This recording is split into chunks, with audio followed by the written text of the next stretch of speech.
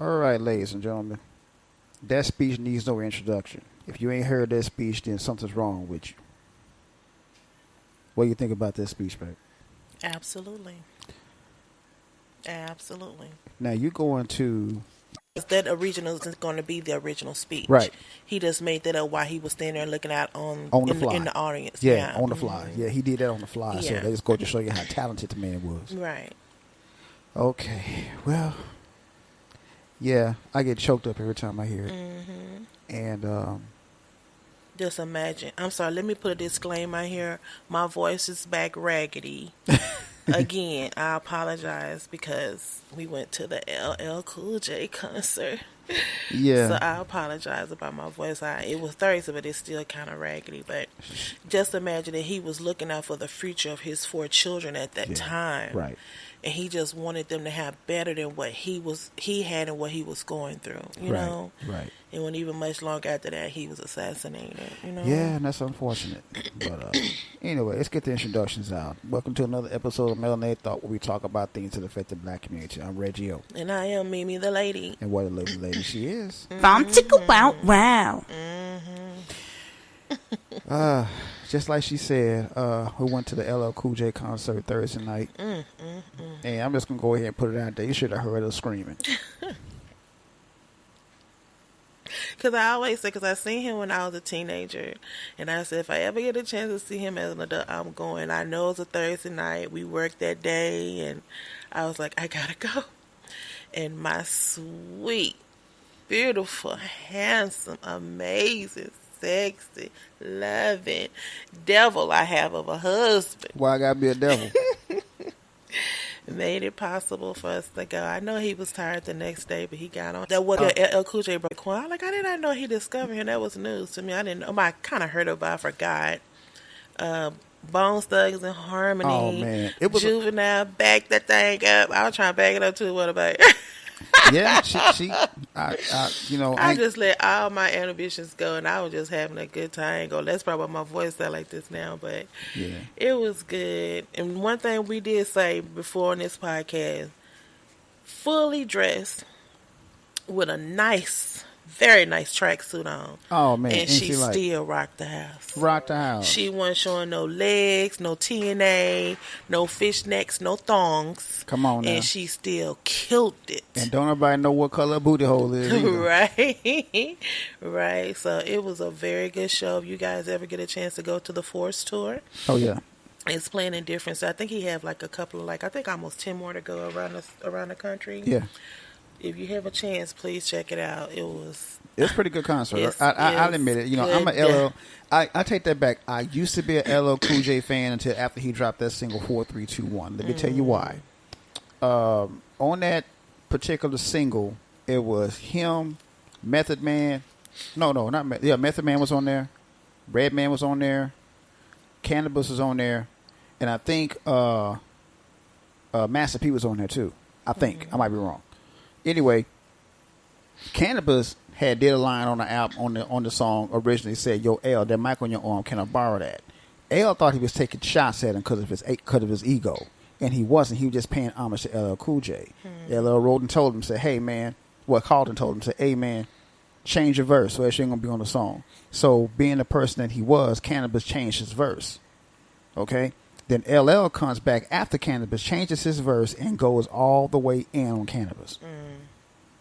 And so that's what made me say, man, that was a sucker move, LL. Come on, bro. Come on now.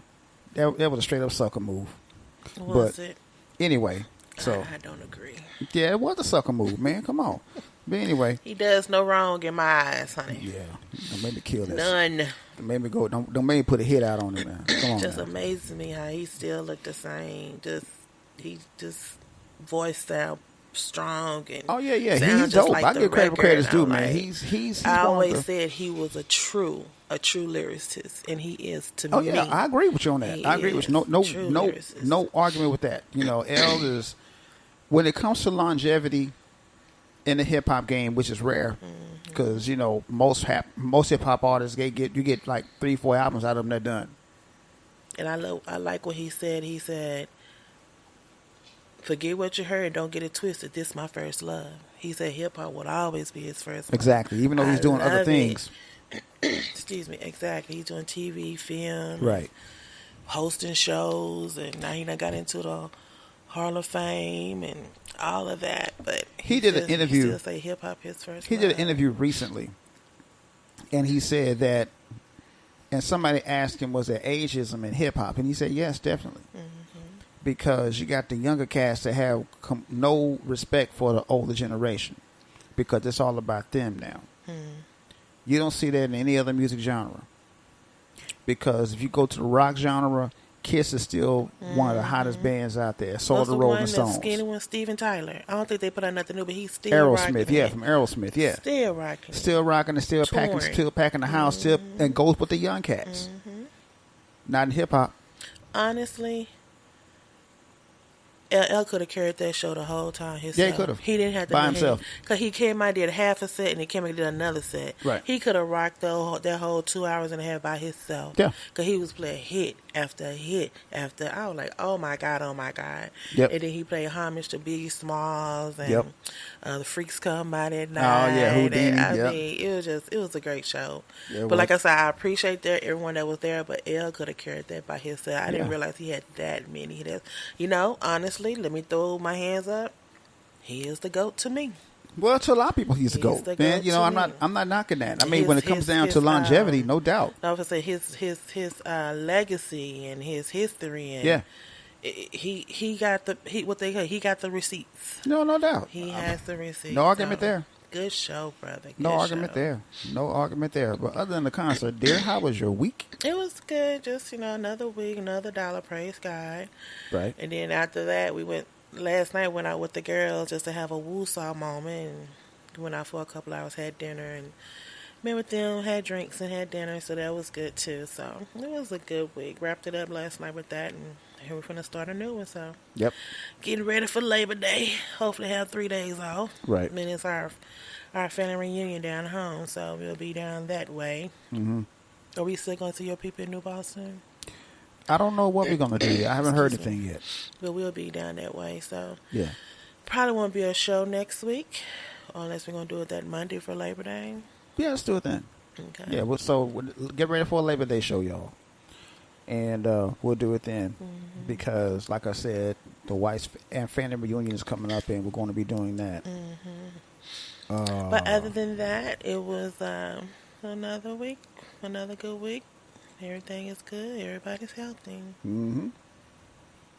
And how was yours, sir? It was okay. It was just okay. I really can't complain. I'm not going to sit up here and say that it was a bad week or a good week because it was just a week, man. Let's just say that. So, yeah. I don't know what more of them. I'm glad to be here. Oh, Mike is in the building. Hey, Mike. Glad to be here. I'm glad to be here. Yeah, buddy. So we're going to talk about the I Have a Dream speech and its impact 60 years later. That's going to be the main subject of the show. Correct. But and that was a powerful speech, man. Mike, you hit the nail on the head, brother. That was a powerful speech. Every time I hear it, man, it resonates. It should resonate in everybody, in my opinion. I don't know what MLK and Malcolm X foresight or what God put on their spirit, in their mind, but for that to be 60 years ago, and some of the thoughts and ideas that Malcolm X had is still prevalent now, that's amazing. No doubt about it. That's man. amazing. And I often said, like I mentioned on this show before, would he be pleased? I He always did say all no. that marching, all that stomping, trying to get this done, board versus education done, and he tried to do things for us as a culture. Right. 60 years later from that march, would he be pleased? I say no. Are we marching now? No. I say no, and that's why I say no. Man, I'll get into detail about that later on. But at any rate, let's get the music crack-a-lacking.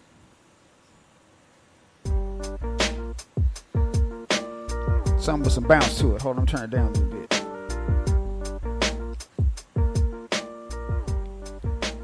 There we go. Now, Again, we're gonna talk about some other stuff too, man. Then we gotta talk about the elephant in the room, Mr. Donald J. Trump. Scrooge 2.0. I had this right here talking about looking ass. Every time he says, what's up with your looking ass? Scrooge 2.0 looking ass. Oh my God. I think he did. There ain't no way that man looked like that on a normal. And then he lied talking about he's 6'2", 215. 215 where your hair? Boy, you better get out of here. His ego, maybe. Right. But, I'm just saying. That fist you always pumping. For sure. Boy, get out of here. But yeah, we're going to talk about that a little bit too, y'all, because, man. It's amazed me what people do regarding that man. I have a story. I have two stories regarding it. I just cannot believe. I said, okay, I'll talk about it later. Yeah. I'm so ready to talk about it. I can't believe it. It's unfathomable. Man, it's I agree. Let's get to the books real quick. The books every black person should read at least once in their lifetime. I got 4 this time. One of them is The 10 Commandments of Black Economic Power by Dr. Boyce Watkins. I get it out. It basically talks about how black people can take their finances and leverage it to their own power. At one point in time, we had done that on several occasions, actually. And we all know what happened with that. So, anyway, that's a good book. Definitely get that one. Second book I got is called The Devil You Know by Charles Blow. Damn, can't get it out today. But anyway, I have this book. Very good book. It's kind of like a Black Power manifesto. Tells what we have, where we have been, where we are now, and how far we need to go. As far as us liberating ourselves, as opposed to waiting for somebody else to do it for us. All right? Good book. This book right here, I've read it, I just don't have it. It's called Blueprint for Black Power, a moral, political, and economic imperative for the 21st century by Dr. Amos Wilson. This dude wrote a whole bunch of books. I mean, his books are amazing. And that book is just that. It's a blueprint for black power. It pretty much talks about the same thing that Malcolm talked about. Put aside the petty differences and come together on one accord because they got one common enemy. I think that's it. I thought I had 4. Okay, I guess I don't. Oh well. No way I do. Here it is. Number 4. Powernomics by Dr. Claude Anderson. A national plan to empower black America.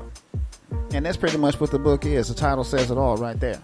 It talks about the history of slavery to a certain degree and goes a little bit further than that and tells us how to get away from the shackles of slavery because we're still mentally enslaved. You want to get technical about it. Amen. So, but anyway, that's all I got. And here goes my favorite part. Show bold words from a black woman. My wife came up with that one. What you got today? I know you got something good. Well, and keep it with the theme of the show, I would like to pay homage to Dr. Bernice King. Okay, got a picture up. Dr. Bernice King is an American lawyer, minister, and the youngest child of civil rights leader Martin Luther King Jr. And Coretta Scott King. She was 5 years old when her father was assassinated. Wow. I wanted, like I said, because of she gave a powerful speech the other day at the 6-year anniversary of the march, and I was just so profound that, to hear them speak still to this day about their father is so beautiful.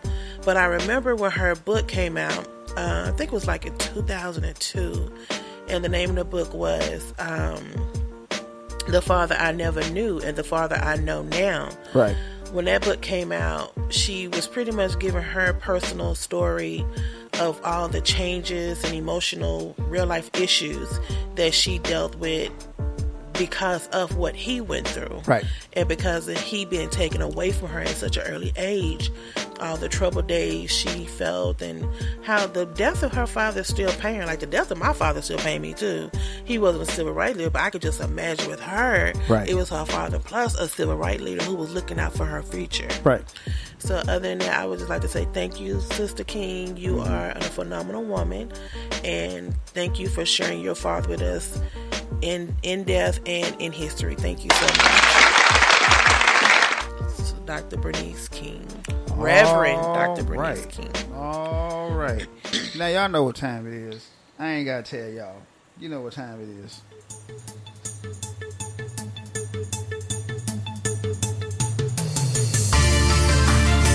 And now it's time for MTP News. I love that. I love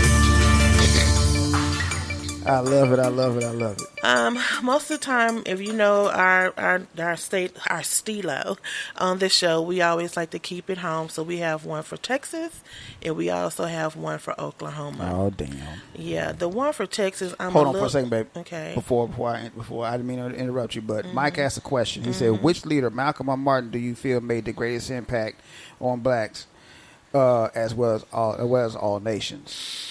Well, to me, I guess because he celebrated, I'll say MLK. They really do need to give a day for Malcolm. Yeah. You know, but I'll say MLK. Just because he's known on both sides of the fence, per se. Well, yeah, I agree. I agree to a certain extent, but me personally, yeah. Me personally, I'm more of a Malcolm. Yeah, but Malcolm definitely impacted us as a people because Malcolm was the epitome of black pride. But Martin, he, like you said, he got more press, and Martin got more followers, black and white.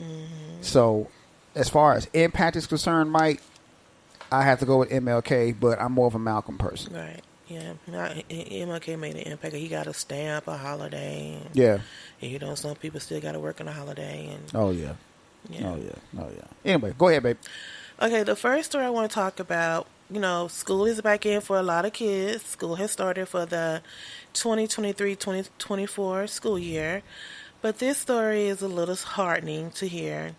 Plastered third grade teacher arrested, accused of having 3 times the legal limit of alcohol in her system at an Oklahoma school on the first day of class. Wow! And she claims it was just quote-unquote juice. OMG. Yeah, the teacher name was Kimberly Coates, and she was a third grade teacher at Perkins Theron Intermediate School in Oklahoma. And, you know, the other teacher was saying she was, you know, acting a little weird or whatever, so they went and told the superintendent. So the superintendent wanted her to take a breathalyzer, and it was 3 times the limit. You know, now, maybe if this is like in the middle of the year, I can probably understand. Because you probably like, okay, these kids get on my nerve. Right. But the very first day, you know, you just coming off for summer vacation. You should be good to go, real excited. She came in loaded. So she came in there drunk off her ass. She said she had been drinking wine that day, and that was wine in her cup that she had. Talking about that juice. Okay. I don't know what they're going to do with her. I don't know if they're going to suspend her. But the very first day, that's crazy. So you can look at her and tell, too. Her oh, yeah, you can tell she was drunk. Look at her. tight She was drunk as hell. and red. And then she just, you know, when they asked her to take the breath, like, until she looked embarrassed. But she was like, it's just juice. Yeah, joy juice. Quote, unquote, that Jesus juice. Well, everybody out there that knows anything about me knows that I'm a comic reader. One of my favorite comics growing up when I used to read it when it was in the paper before the man passed away was Lil Abner. There's some characters on Lil Abner. I can't remember their names right now, but they had this whiskey that was so powerful, even just the smell of it would get you drunk. Dang. Okay? That's how strong it was. It was real strong. But, and this story kind of reminded me of that. She came to work drunk off her ass to teach What she teach? Third grade? Yeah. You know, third graders are so exquisite. They be like, I could, what's wrong with you, Miss Coates? oh my God. Why are you looking like that? You bobbing your head. I can just imagine what they was probably thinking. Oh my God. And she trying to keep it together. And, you know, okay, class, sit down. Yeah, she's trying to maintain. Maybe like I said, maybe she went on lunch and had a drink, but she came to school first thing in the morning. 7:30, 8 o'clock in the morning. Drunk. Straight bow. Toe up from the floor up. Right. So pray for her and keep her y'all lift up in prayer, because she started out like this. What's the remaining of the year going to be for her? Let me ask you this, baby. Have you ever been in the job where somebody came to work drunk? Oh, yeah. Yeah, me too. Be like, nah, if I smell it, is anybody else going to smell it? Oh, hell is yeah. anybody going to tell? I ain't going to say nothing. Yeah, several. And they be coming, you got some mint, you got some gun? I sure don't. Have a whole drawer. I always kept gun. I sure don't. I used to do that too. Then eventually, someone told HR, and HR, you know. Yeah, it was this dude named Raymond. Had to do it. It was a dude named Raymond that I used to work with when I worked in Oklahoma City. He used to always come to work. I mean, he was drunk. I mean, he would always say, man, I don't know how people could smell it. The only thing I had was a little bit of tequila in my coffee. And I just pulled him to He should have did vodka. They can't smell vodka. I just pulled his coat. I said, look here, man, stop telling people you had tequila with your coffee, because you didn't have coffee. Come on now. You had tequila. Tequila is strong as hell. You had a cup of tequila with a spoon of coffee. If that. Yeah, but you know, some people, I know some people, like I said, I know a couple of people, they did their job. Right. They won like a day shift. You would never know. They came on time. But I think some people need stuff like that. Just like people who do like what they call a little nail sniff every now and then. Little booger sugar. Little booger sugar. Yeah, they function. That's how they have to function. Yeah. You know, so long as they doing their job and they ain't hurt nobody, run nobody over, I don't know. Truth be told, I'm not going to even lie to you, babe. There's some people at my job right now that do be doing that booger sugar. Wow. You can tell, too. Way these people act these days, I think everybody do it these days. Oh, no doubt about it. They be like, what is wrong with you? Some of these stories I'm going to read, you'll be thinking they done. You going to think they done something as well, but keep her lifted up in prayer, guys. She's an older lady. Like, she probably like in her early 50s, mid-50s. So. Well, she is white, so ain't no telling how. Oh, that's true. Yeah. She might be 30. Yeah, she could be 21, you know.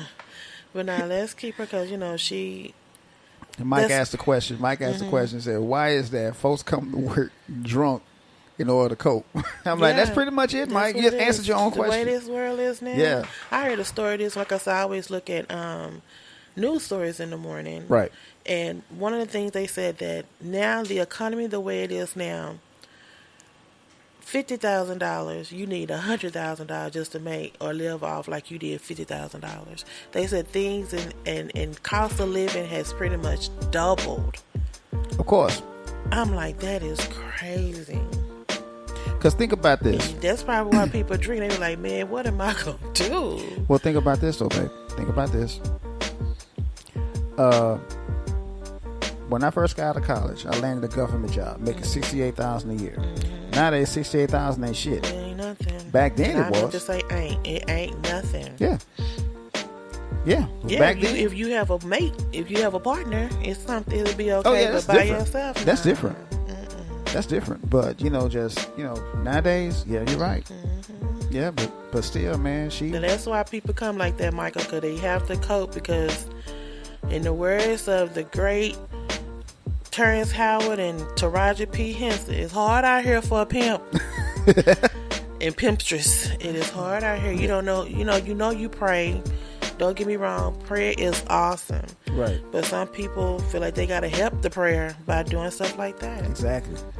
And, sometimes you be like, I understand. I mean, you don't want to fault them because you understand you going through the same thing, A lot of us are going through not understanding why this culture is the way that we're supposed to be one of the richest countries in the world. Yeah. While we're paying almost $5 for a tank of gas. I'm going to tell you why. $8 for a load of bread. I placed a grocery order this morning. First thing I wanted to get some bread. A loaf of bread. Probably $5. Wheat bread. Wheat now. Not even the white bread. Wheat bread. $4.89. I about to say about $5, wasn't it? I said, is it two for that price? It was $4.89 for a loaf of bread. I just, I don't know. But Yeah, I like I said, Mike, I know it's probably not good, but I do understand. Some people have to do it just to cope, or they will literally lose their mind. In the words of the late great Marvin Gaye, makes me want to holler, throw up both my hands. Come on now, baby. Moving on. Moving right along. Now here's another side of it. No. Fortunately, this is a Texas story. It's in Grand Prairie, Texas. Outrageous. Texas school counselor forced to resign after defending student who was stepped on and called the N-word by a teacher. Now this story has me so baffled. I don't understand. First of all, it was a special needs student. Let's start there. And I know how you are, your propensity toward that. Yeah. The counselor was in the room with the teacher. The little boy was saying that, it all started over a bag of chips. And he claimed that the chips was taken by him, and the teacher was telling him, you need to get it together, and just started calling him dumb, and then call him the N-word, and then tried to pull a chair out from under him. And that's when the counselor, stepped in. It was trying to, walk away, and then from the way it read, it's like the teacher tried to swing on the child, and he missed. And that's when he found that he started putting his foot in the boy's chest. Wow. So by this counselor, you're thinking by her taking the child away or trying to get the child out this altercation. That's what it was, an altercation.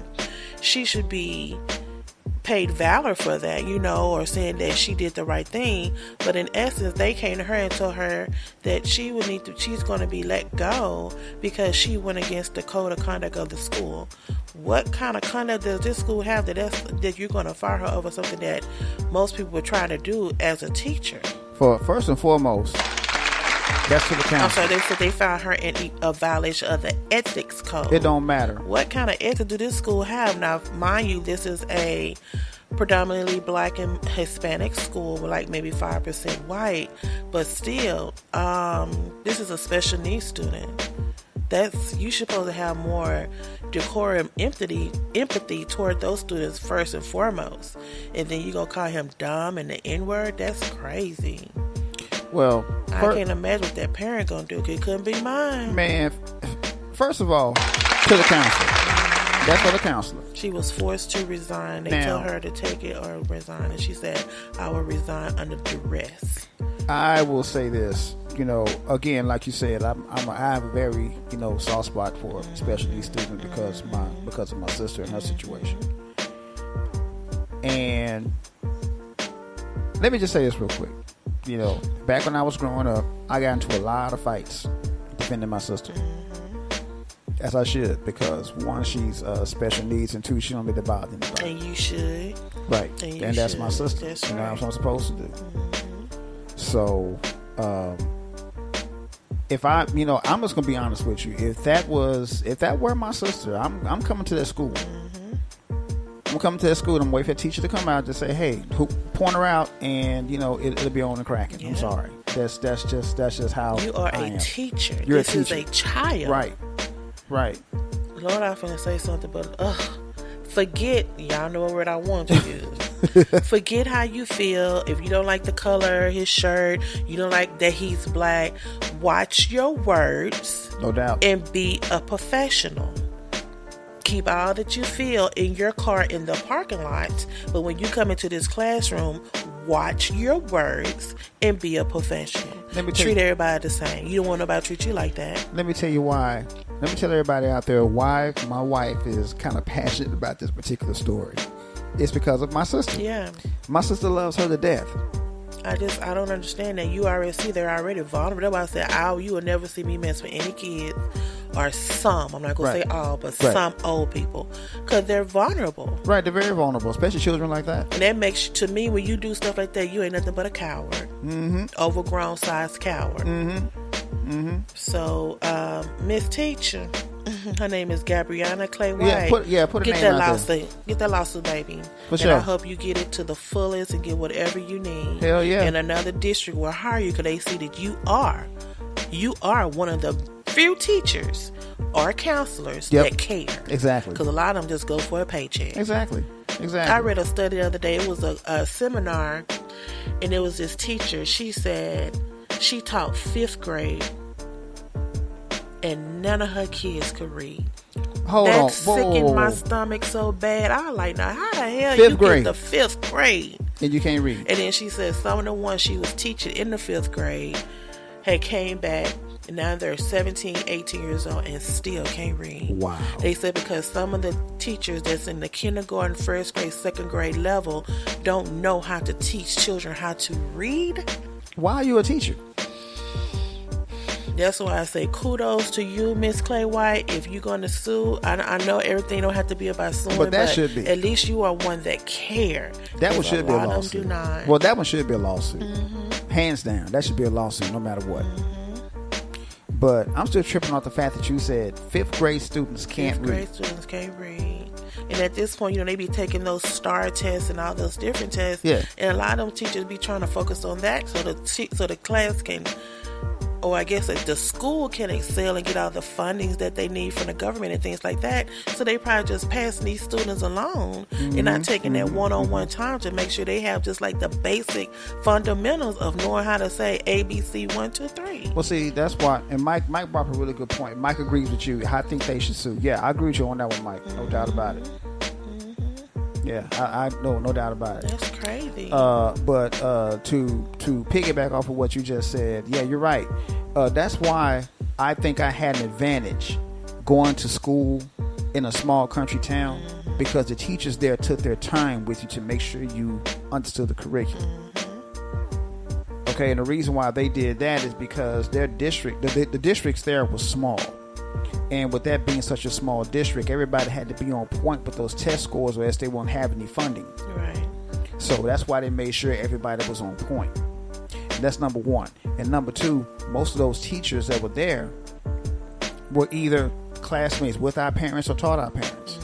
So that was the advantage to that, because I remember when I first started going to school out there in that little small country town of Tom, Oklahoma. Shout out to Tom, Oklahoma. I couldn't go 3 steps without somebody saying, "Oh, you're Judy's boy." You're Judy's son. That's what I kept on hearing. I didn't have a name. Hell, you heard it when I went down home. That's Judy's son. So yeah, it's like I ain't got a name. But even if you do go to school in a big district, like we went to school in a small district, and right. It was not too small, not too big. Right. It wasn't compared to like DISD or anything. Of course but not. even if you do go to DISD or whatever, you should still be able to get the basic fundamental of learning how to read, write, and you got read, write, arithmetic. You know, right. But to get up to the 5th grade, you're halfway to high school, and you can't even read. Right. Do you know how to write your name then? That's a good question. Or you putting the X? That's a good question. Or question. you go by nickname. Kiki and Lily and Dee Dee. Yeah, Nuck. Some shit like that. Yeah, Nuck, yeah. Peanut. Little man. Yeah. So God bless him. So shout out to her. I hope it all work out in her favor. I agree, man. This story we just did last week, and we was talking about the black FedEx driver who was shot at by the white man and the white son and the father. Yeah. FedEx has decided to fire this man. I am just like overwhelmed. Why would they fire this man? He brought the truck back. The truck had bullet holes in it. Some of the packages had bullet holes in it. But because they wanted him to take a part-time job or like a non-carrier position, and he said no, so they decided to let him go. Wow. That is unbelievable to me. OMG. Unbelievable. This man said that he still have nightmares and anxiety and have trouble sleeping because of the shooting. So why would y'all fire him? The evidence is in the truck and the packages with the holes in it. I don't get See, it. that's what confused me right there. Why would you fire the person that was a victim? But he was out on workers' comp. And, a lot of these companies don't want to pay. They try to make you come back earlier than when you need to come back. Right. And that's when they tried to offer him another position. And he was like, no, I want my regular position back if I'm going to come back. And because he wouldn't take the position that they offered him, which was a part-time or a non-carrier job, they fired him. I'm thinking they fired him because since the father and the son was found, a mistrial was, given, they probably thought he was lying. But how could he be lying again with the trucks and the packages full of bullet holes? So basically, Yeah, when I saw that story, I'm like, wait a minute. Why would they fire the man that was a victim? Right. That And makes the no reason sense. why it was a mistrial, because the police detective that was sharing the information didn't get it to the plaintiffs and the defendant in enough time, so which prompted a mistrial. That shouldn't be this young man's problem. His name is Demeterio Gibson. That shouldn't be his problem at all. And that evidence not showing up when it was supposed to show up was done on purpose. Again, I don't give a damn what nobody says. look at the truck and look at the packages with all the bullet holes. That was on purpose. That was by design. I don't give a damn what nobody says. That was by design. Of course, this is in Mississippi. So, they might have a little propensity to go toward the other way. Oh, you already know that. And he's another way. So, of course. Yeah. Yeah. But I can say this. I'm sorry, so sorry, Mr. Gibson, but I hope something happened in your favor, because he even stated, he said he honestly feels disrespected. I feel you. Dude. And then what's so bad about it, they terminated him via email. What? Via email. Hold on. He found out about it via email. Hold on. Yeah. My man got fired by email. Through email. Mm-hmm. They didn't have the courtesy to call him up. Nope. That's how they know. That's how I know that something's wrong with this. Something is bogus. Exactly. Something's definitely wrong with this. Yeah. Yeah, there's a lot more to this story. But I'm gonna keep a brisk with this story, because I don't think this is the end, and I don't think he should just sit down and let this fall to you. I think he needs to fight this to the fullest. That's a wrongful termination, in my opinion. Right. That's a wrongful termination. That's grounds for a lawsuit. Mm-hmm. Well, here's another story for Oklahoma. Oh damn! 16-year-old dies after shooting at Oklahoma high school football game. Gunshots was fired on the visitor side of the stadium at Choctaw High School during the third quarter of their game against Dell City High School. OMG. At least 4 other people sustained injuries as a result. Now, I don't know, were they losing? You saw the video, right? I saw the video. So what happened? Now, what I understand, 2 people from the visitor side got into an argument. For whatever reason, I don't know. No, they didn't really get into detail about it. They don't have any suspects or whatever. Mm-hmm. But shots rang out. I think 4 people got hit, right? Mm-hmm. And 1 got killed. Or was it 3 that got hit and 1 got killed? One 16-year-old boy got killed and 3 others got shot. Okay. Or grazed or whatever. They got injured. Okay. Now, the 16-year-old that got shot, he got shot in the worst place that a man could ever get shot. Yeah, the groin. Right. And he didn't even go to neither one of these schools. Right. Yeah. He was just there. He was a spectator. Mm-hmm. And more likely than not, what happened to him, he bled out. Because that happened to a lot of people back during slavery times when they were lynching. They would cut off the genitals, and they were just they would bleed out and die before they got hanged. Mm-hmm. Okay, so that's what happened to him. He bled out. Wow. Now, for those 2 people that were out there arguing and some guns got pulled out, I don't wish no bad on anybody, but I hope no good happens to you. Because 4 innocent people got injured. Well, 3 innocent people got injured. And 1 innocent person got killed. I bet you was some adults. Probably were. Because I saw a story the other day. Right here in Texas, out there, the good old SMU Stadium, Duncanville was playing South Oak Cliff. Lord have mercy. And this little skinny mini, she was just popping off, wasn't she? Like a little chihuahua going up against a big bulldog. Popping off. That lady pushed her one time. That girl flew down them bleachers.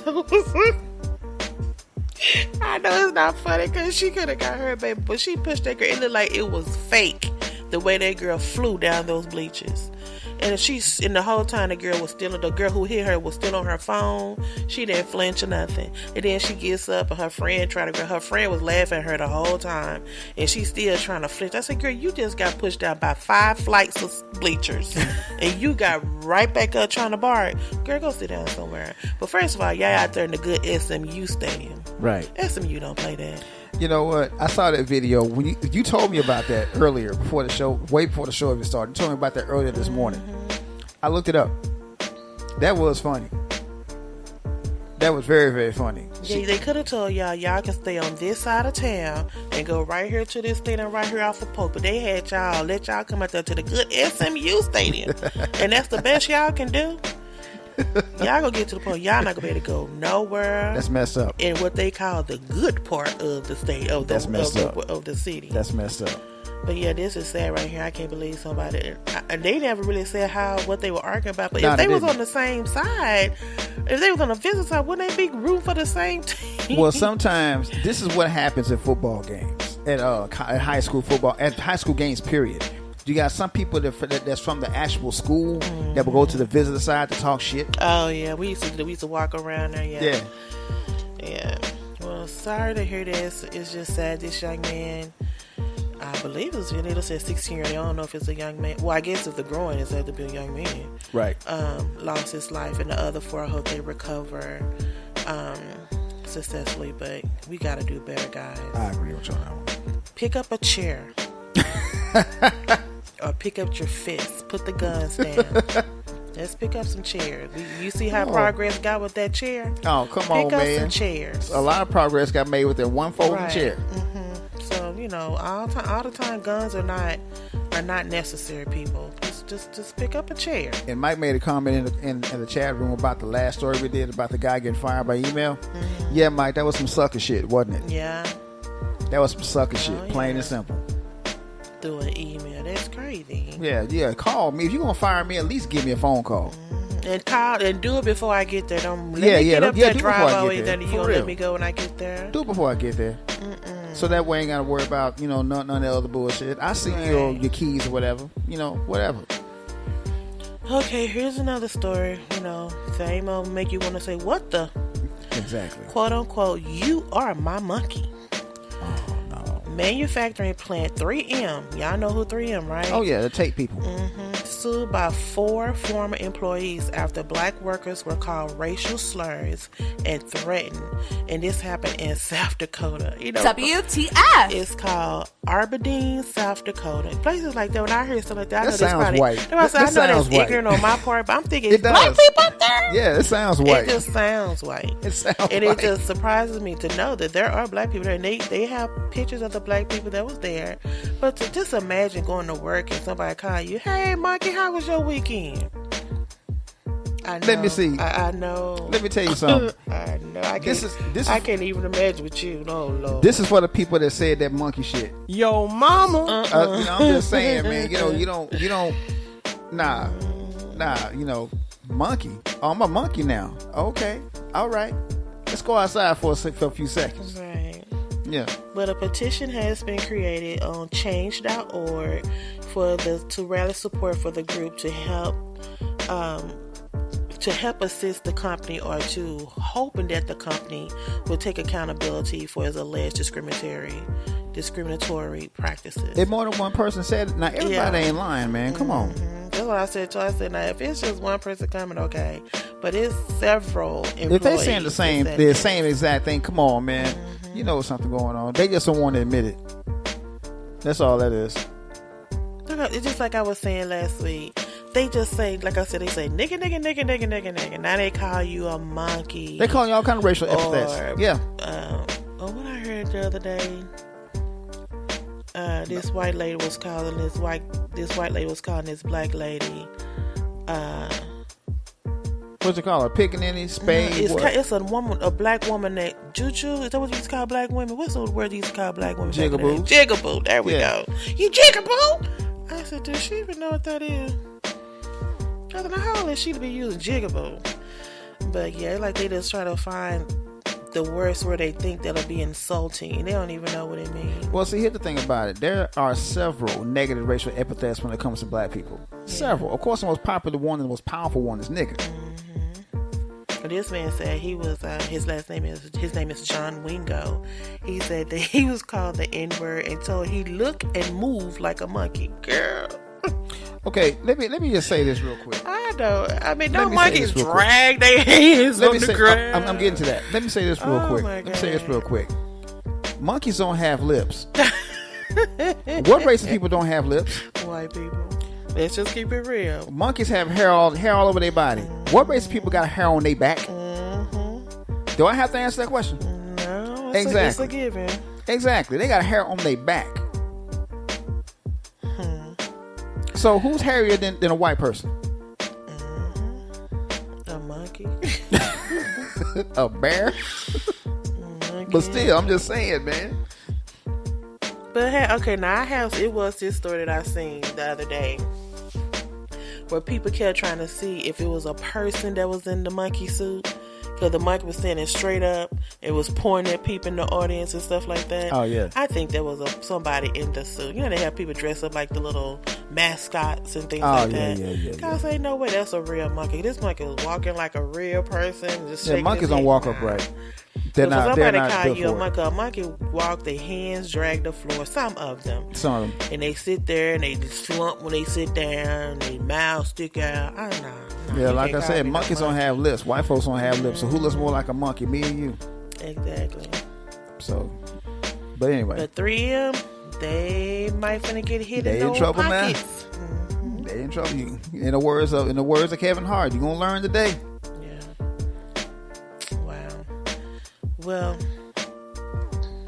unless they go get paid a whole bunch of stickies. And I don't want no stickies. Me either. I want the greens. It's a shame how many lawsuits are being formed because of people's ignorance.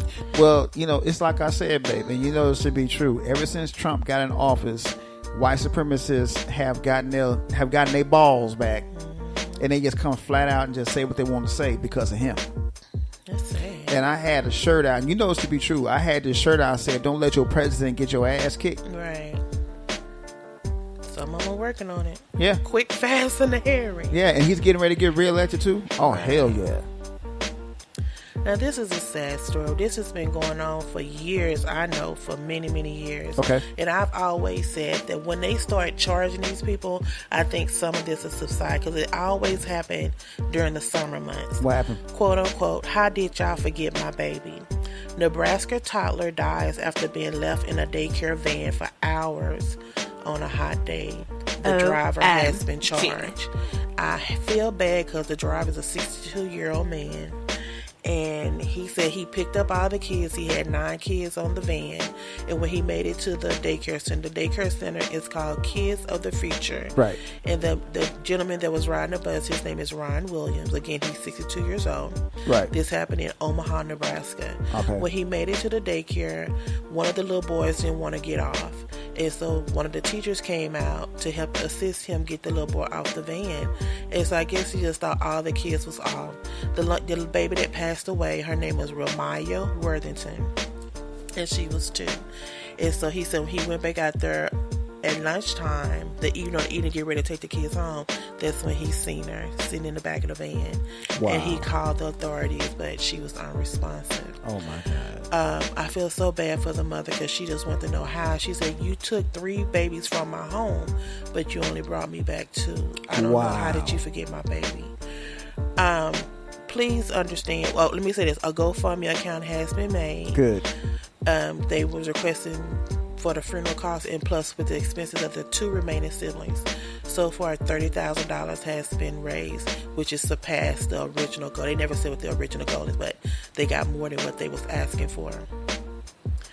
I am super, super sorry for this, but this has been going on for so long. And I hate that this guy will be the one, but I think if they start charging these people, I'll be checking everything in the car from the back seat.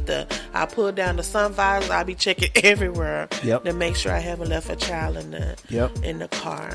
Oh yeah. They said her body temperature reached 109 degrees. Oh man. Wow. She pretty much suffocated. She burned. She boiled it from the inside out. Yeah. That is crazy. So me and my little feeble mind, I'm thinking, okay, he's 62 years old. He probably just thought, I understand that. I understand that. I get that. And this baby lost her life. I get that, it. but as an adult, you should double check regardless. Yeah. But that's sad though. Yeah, It really is. very, very. That's really sad. But this happened. We done had a couple here in Texas. I'm like, how does this keep happening every year when it comes summertime? So during the wintertime, you don't leave your babies in the car. During fall, you don't leave your babies in the car? I guess not. That's crazy. Well, this story right here. It must be a good one. It's sad. And that's what the headline say. Quote unquote, he hated black people.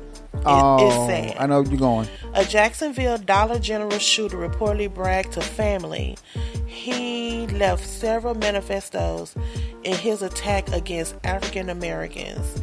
This is kind of remembrance of the shooting that happened with the Buffalo Massacre. Yeah, this happened, of course, in Florida. Every week we do a story from Florida. At least one. At least one.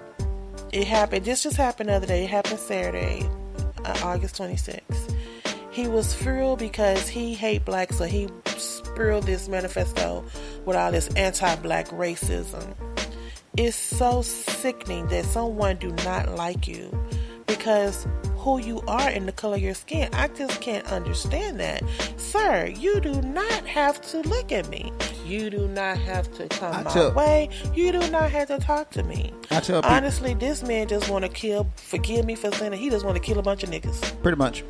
And that's what he did. He was shooting it. They say he got dressed by the college down there, and they saw him putting on the vest. And so by the time they got to him, he was gone. And then that's when he started shooting at people in the parking lot with what? A AR-style rifle. Mm-hmm. And he shot 3 people, a woman and a man. A woman and 2 men. They all were black. And then he killed himself, right? Right. This was so funny. After he did it, he texted his dad and told his dad to check his computer. By the time his dad got the computer, they called the authorities, but by the time they got to him, he had already started shooting people. They call it a massacre. He had already started the massacre. Then he eventually turned the gun on himself. That's kind of funny. They say he turned the gun on himself when he was getting apprehended. How is that possible? I was when I was living in Oklahoma, I worked in a Homeland grocery store. I was a sacker. Mm-hmm. There was this white guy that was there that was, used to work like, by maybe a register or 2 behind me. And he made it perfectly clear that he did not like black people. And I asked him flat out. I said, well, let me ask you this. What has a black person done to you personally to make you not like a black person? Good question. He said nothing. I said, then why do you not? And I said, then why do you not like black people? Mm-hmm. Because look at what black people have done to the United States. I said, first and foremost, black people have done nothing to the United States. He said, well, the drug problem is big in the black community. I said, again, that's a small percentage of black people that's on drugs. There are more white folks on drugs, and for every one black person that's on drugs, there's about 20 white people that's on drugs. Amen. Plain and simple. It don't matter where you live. So you're missing with that one. Try again. They hear these stories, and they make their own assumptions, not really knowing the facts. Like they were saying, black people the main one on food stamps and housing. No, that's not true. That's not true. That is not true. All.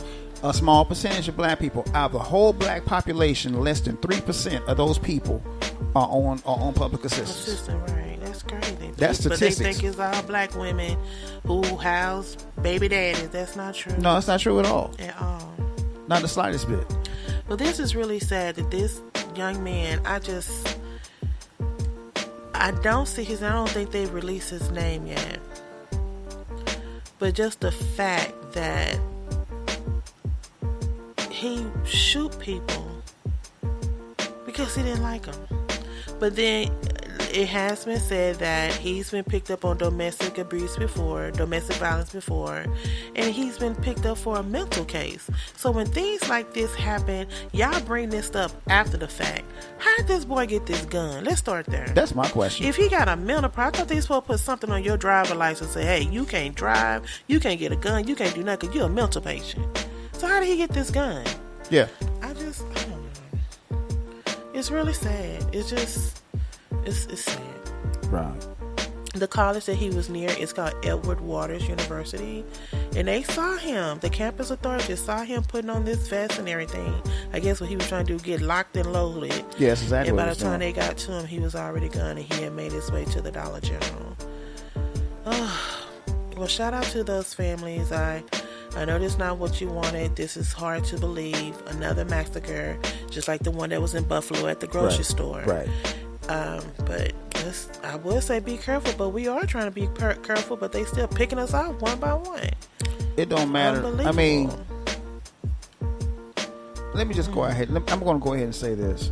Now, here lately, my wife has been staying home a lot. No, I gotta go. And I know why now. Yeah. So, but here's the funny part. She sends me out. See, you got all that training in Taekwondo and what's the other one you got training on? Well, so, you can probably wave a bullet off. You know what I'm saying? Oh. I'm not making light. I'm serious. I'm not. But like I said, I would rather me go out and get out of the way because no disrespect to my wife, I'm a little bit more mobile than she is. Mm-hmm. I can get out of the way a whole lot quicker. Mm-hmm. So. I mean, I might fuss and do all that stuff and say I'm not gonna do it, but I end up doing it anyway. So it's just I don't know. It's an ego thing. Go ahead and say it. Yeah, whatever. Anyway, mm-hmm. So I tell her I ain't gonna do it, but I end up doing it anyway. Mm-hmm. But anyway, my point is, it doesn't matter how careful you are. All it takes is one idiot, and you got a bullet in your head. Right. That's just crazy. You just run to the store and get some milk, and you might not make it back. Right. It's crazy. That's wild. Well, the next couple of stories I have is pretty much going to run into the story, but at this time I want to bring some good news in right now because we've been doing such depressing news. Right. Shakara Richardson. Oh, yeah. I want to give kudos to this young lady because 3 years ago, the world put so much shame on this baby because she smoked a little weed, she had different color hair, she had long nails and things like that, but now she can claim to be the fastest woman in the world, and I'm proud to say that she's a localite because she went to school here in Dallas, Texas. I don't know if you guys saw the video, but I know this probably wrong on my part. Just like I said, I was giddy when I saw them people whooping them people on that boat in Alabama. Yeah. And then when I saw that man swinging that chair, some people have their reservations about it. I was giddy because I kept saying, "Get him! Get that one! Hit that one over there." You missed one. But when she won and she was walking toward where all the reporters were, she walked by all those white reporters, smiling the whole time. She wasn't next. She was talking about, "No, thank you. No, thank you. No, thank you. Thank you. No, thank you." And when she got to that first reporter, that was black. She interviewed with him. Babe, when I tell you I was so giddy, and I was proud of her. But here's the thing everybody about it. White put her down so bad. But let me just say this real quick. About that. And you are absolutely correct. I love that part. Mm-hmm. That was beautiful. Yeah. I loved it. I know some people may think that's just and white racist. folks got their feelings about that. I know that's just she's not being racist. Y'all weren't calling her racist when they were talking about her. That girl had just lost her mom. Mm-hmm. You don't know what she was going through, and maybe the only thing that she can cope with was smoking a little weed. Yeah. But obviously it might help because she still was running her ass off. Yeah. So kudos to you, Miss Richardson. I am so proud of you. Showed them that you was down and out, but you came back super strong, better than ever. And now you are the fastest woman in the world. Come on now. Shit. Kudos to you.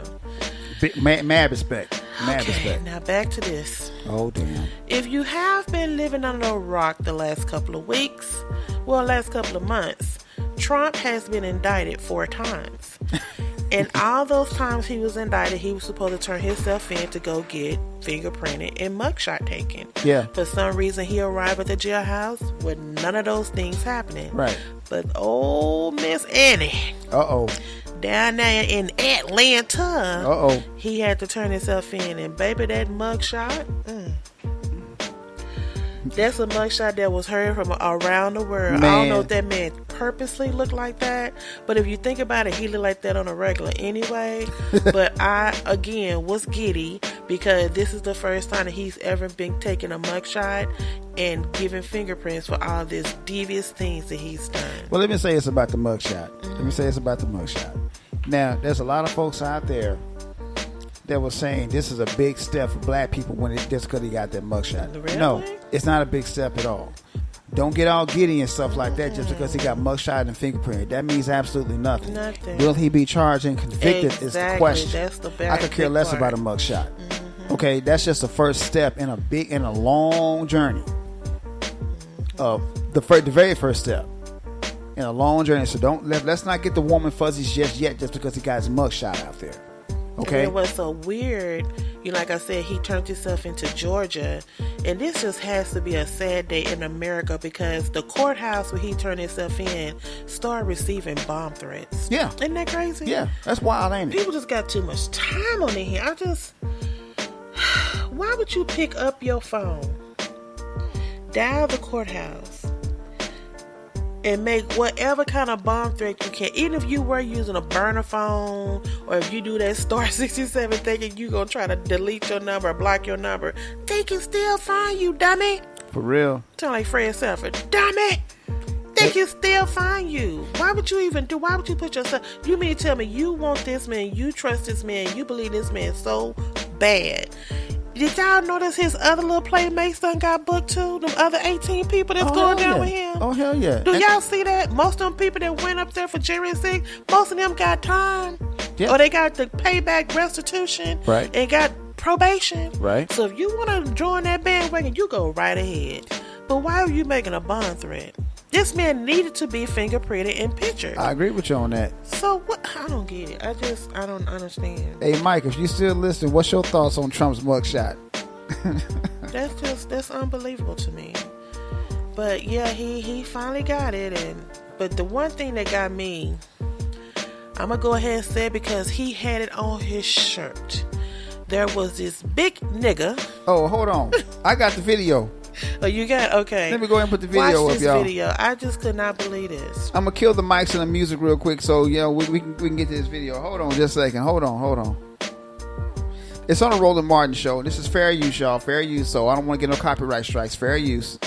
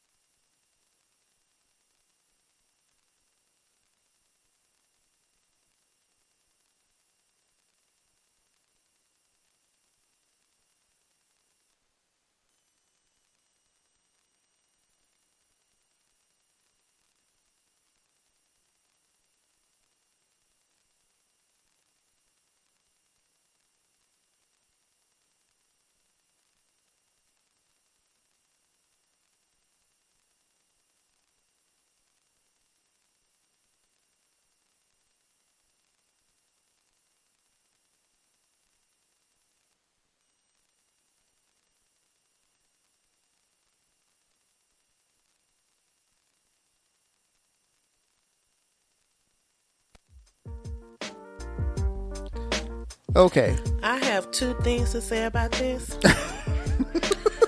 As you can see, he looked like and sound like the real Uncle Ruckus from the Boondocks. And secondly, it's kind of sad when you a young fool, but to be an old fool, this is an old fool. You know this what? man ain't done nothing for you, and that's probably what he calling you right now. Look at that nigga trumpet for me. Man. Just dumb. I want if his family embarrassed. Babe, let me tell you something. I would be. Let me tell you something, babe. Every black family has at least one coon in it. I know I got some.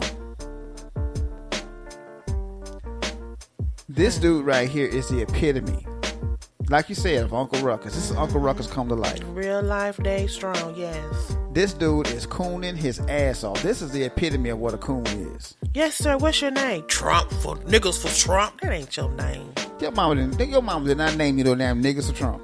That's not what your mama named you. Is he trying to do it for a laugh? Is he trying to get attention? Nah, he's dead serious. Is he? There's no way. So what has Trump done for you, sir? Nothing. And do you know what niggas mean? So is he calling himself a nigga? Well, he said niggas for Trump and he's wearing the t-shirt. I guess he's owning up to it. So obviously he must not know the definition of nigger. Nigga, niggas, niglet, whatever you want to call it. Well, the thing of it is, baby. Jesus. The thing of it is, he's referring to himself as a nigga. If that's what you want to refer to yourself, knock yourself out. But do he know what it means, though? Obviously not. But anyway, if that's how you want to refer to yourself, knock yourself out, bro. Because I tell anybody, black or white, I ain't nobody's nigga. Now, is that mental illness? No, that's cooning. Call it what it is. That's cooning. That's cooning.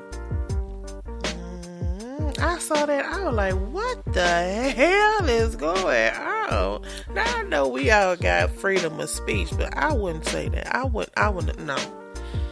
No. Niggas for But Trump. you know what's so funny? It was a lot of black people out there standing around that courthouse, rude and encouraging Trump when he was turning himself in. I know. I was shocked. I'm not. They had flag, we love Trump, Trump. I'm like, are those black people? I'm not surprised. Let me tell you why. Black people, for the most part, to be completely honest with you, are politically conservative. Not Republican, but conservative. Okay? Because I have some conservative views. I'm not a Republican, and I damn sure a damn Democrat. I have some liberal views as well.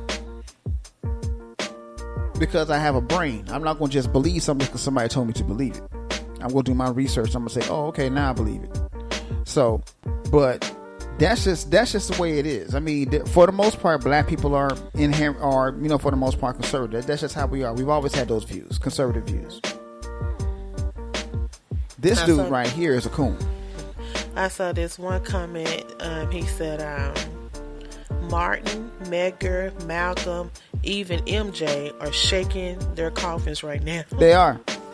I'm still trying to figure out who is MJ. Michael Jackson? I'm like, who is MJ? MJ. Who is MJ? He said Martin, Medgar, Malcolm, even MJ. I don't know who that MJ is. I said Michael Jackson, Michael Jordan. But no, Michael Jordan not dead. Nah. Ain't nothing like an old fool, honey. That's an old fool. And what he needs to do is say, this nigga. Don't make it plural, because he got an S on the end of it. I saw that, He needs to say, this nigga for Trump. Just make it by yourself, sir. Yeah, dude. Yeah. You want to call yourself a nigga, knock yourself out, but I ain't nobody's nigga. And right here on the anniversary of the 60th anniversary of the march, I just... some people just need to think. Just think. Why am I doing this? Why am I cooning? Am I going to get somewhere with doing all this cooning? No. Never. The 60th anniversary of the March on Washington, this person done went viral for a stupid t-shirt and the way he is talking on camera about Trump. I don't get it. Like I said, cooning is real. I don't get it. Cooning is real. Mm-hmm. Cooning is real, babe. You know that to be true. Maybe there needs to be a level of cooning. Maybe there needs to be a level of cooning, because some of these people just taking it too far. I agree. That's just... Cooning is cooning, man. I don't know, babe. Is that all you got? Yep, that's all for MTP News. Man. Back to you, Conrad. That was a lot. Yeah. That was a lot. But back to the subject at hand. I have a dream 60 years later.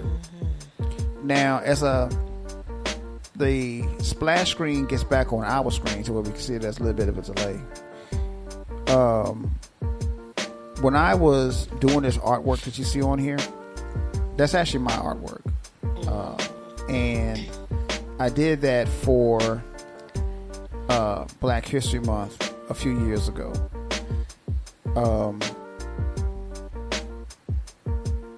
And I was actually listening to the I Have a Dream speech when I was doing it. So that speech, like I said, is very inspirational on so many levels. I think that every black child should at least read the speech, not just hear it, but read it for themselves. Because if you read something, you have a better comprehension of what he was trying to say and do. In my opinion, that's just how I feel about it.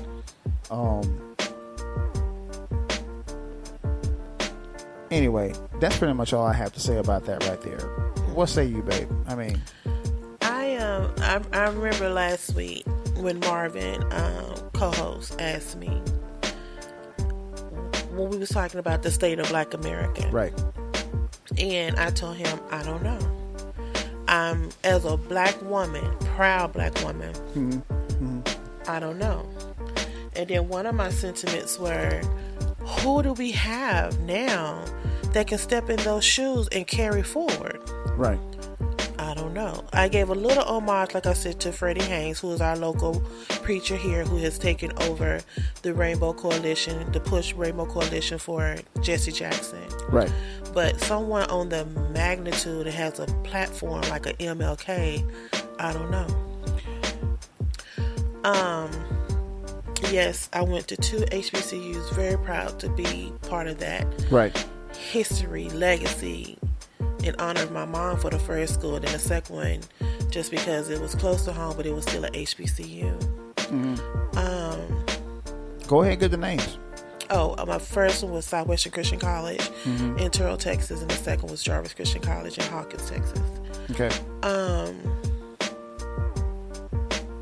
60 years ago, like we stated at the top of the show, this man stood up on a platform. He thought that they were going to probably get, because I read this article once that Coretta, she was kind of helped organizing this too with John Lewis and some other people. Right. And they thought that maybe at the most they would get was 25,000 people. They got 250,000 plus people to attend this march and to listen to this man give this speech. Right. And for him to just change his whole directory in the middle of it, he must have became overwhelmed to see all that beautifulness out there on that mall. All that black. And he just probably came straight from the heart. And to this day, it rings so true that all this man wanted was his little chillin', and I meant to say chillin', to have an equal fight in this world because the content of their character, not the color of their skin. And I just did a story. This idiot shot somebody at Dollar General because he didn't know their name. He didn't know where they lived. He just looked at them and saw that they were black people. That's it. So it's appalling. Right.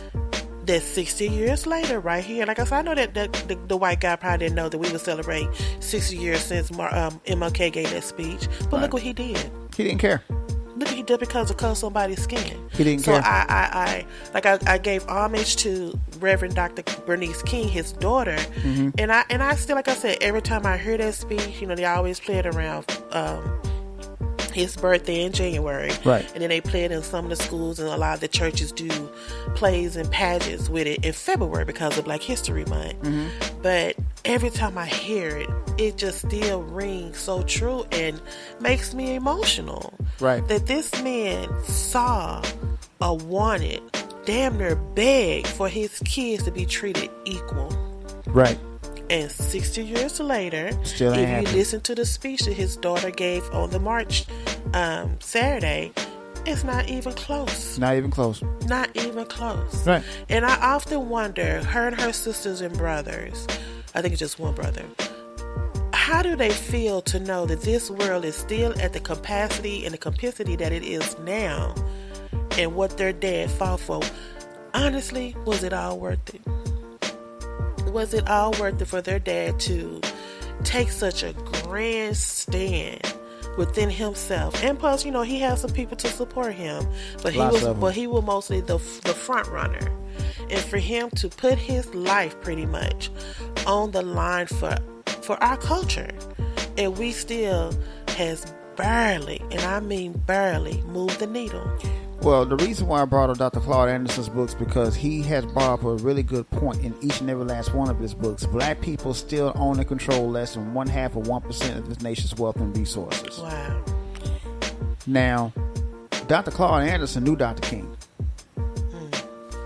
Okay? So,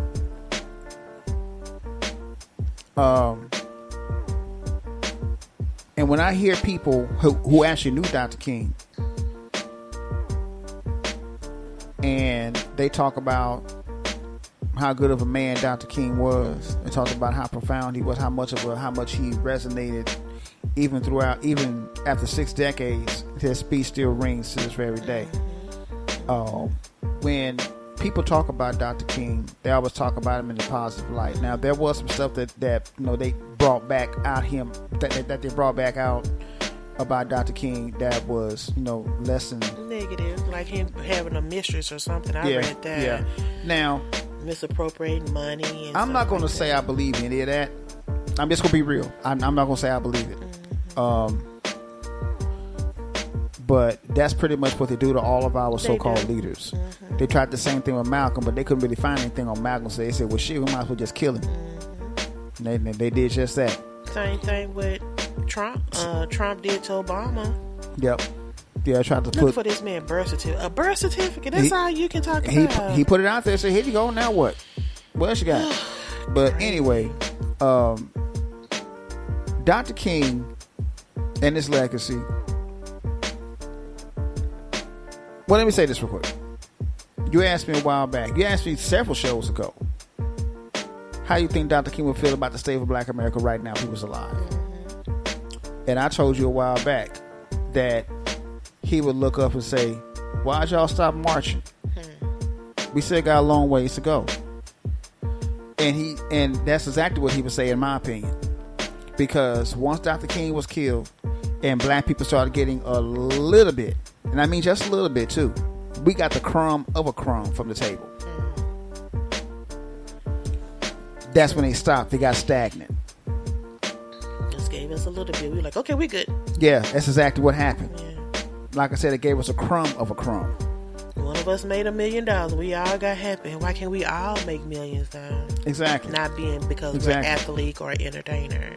But again, like I said, I think he would say, why'd you stop? 60 years later, we still haven't. In the same spot. Yeah. 60 years later, we have people that's looking at the people like Sexy Red, who has admitted to having STDs more than once and bragged about it. Which ain't nothing to brag about. I like going raw. Exactly. Okay. That's what they're looking up to. Be in the ground 6 feet under going raw. That's what they're looking up to right now.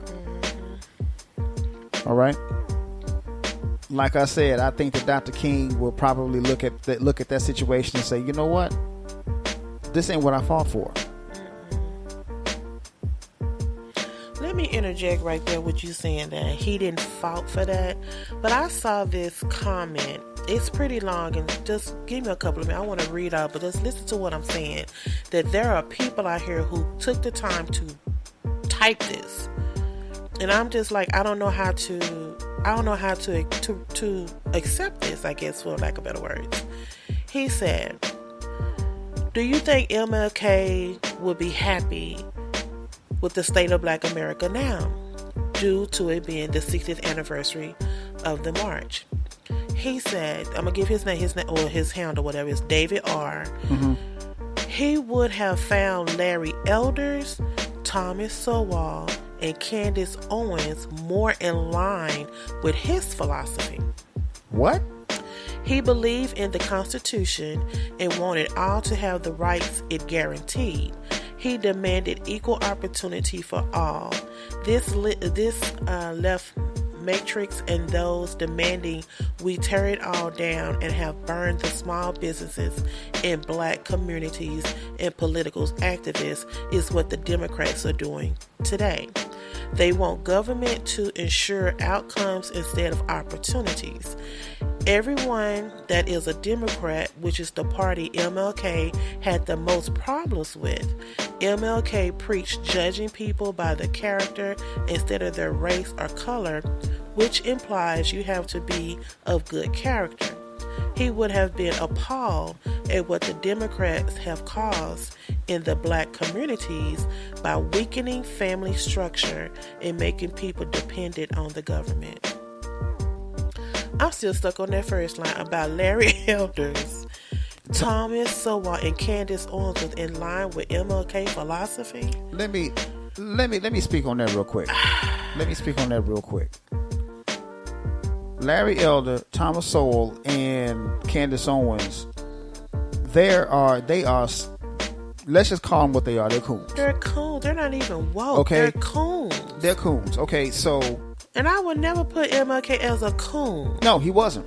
And as far as those guys being in line with Dr. King's philosophy, that's bullshit. Mm-hmm. Because Dr. King, in his later years before he was assassinated, he started to think about some things. Said, wait a minute, I think I might have integrated my people into a burning house. Those are his exact words.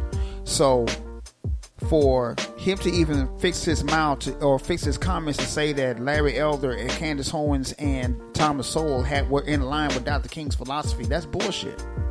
No, they weren't. I think the way they talk and the way they carry themselves, they're opposite him. Am I wrong? Very, very. I said that's why. So when I read it, I was like, and Dr. King was about his. He put his people first. Everybody else second. Exactly. No, I said this man pretty much put his whole life. He had a family, 4 children, but he put his life on the road to try to get us just a piece of the pie, just a piece of the pie. Right. And y'all don't think. Yeah. See, because white folks already had equality because they made the rules. We didn't. So. For him to even say that he was in line, that Thomas Sowell, Candace Owens, and Larry Elder were in line with Dr. King's philosophy, no, I call bullshit. Me too. When I read that, I was like, oh, he just must don't know his history because and whatever mojo or juju that they're feeding him, it's not true, sir. Mike had a comment. He said, I think we would have made a difference if he sees the world today. Remember, he fought for equality. Mm-hmm. True enough, Mike, he did fight for equality. But I still think that he would have told people, we ain't equal yet. Yeah, I feel saying, are we, even though he fought for equality, have we gotten even? Nope. We're not even near half of. We're probably like not even 33%. Not even that. Not even half. Not even 33%. Yeah. I would say half of a half of a half of a percent. Oh, that's 1, right? That's about 1.5%. Wow. That's what I'm saying. Does it really? How many? Because you mentioned earlier, many more years. How many more years? It's been 60. It's been 60 years. It's because we stopped fighting.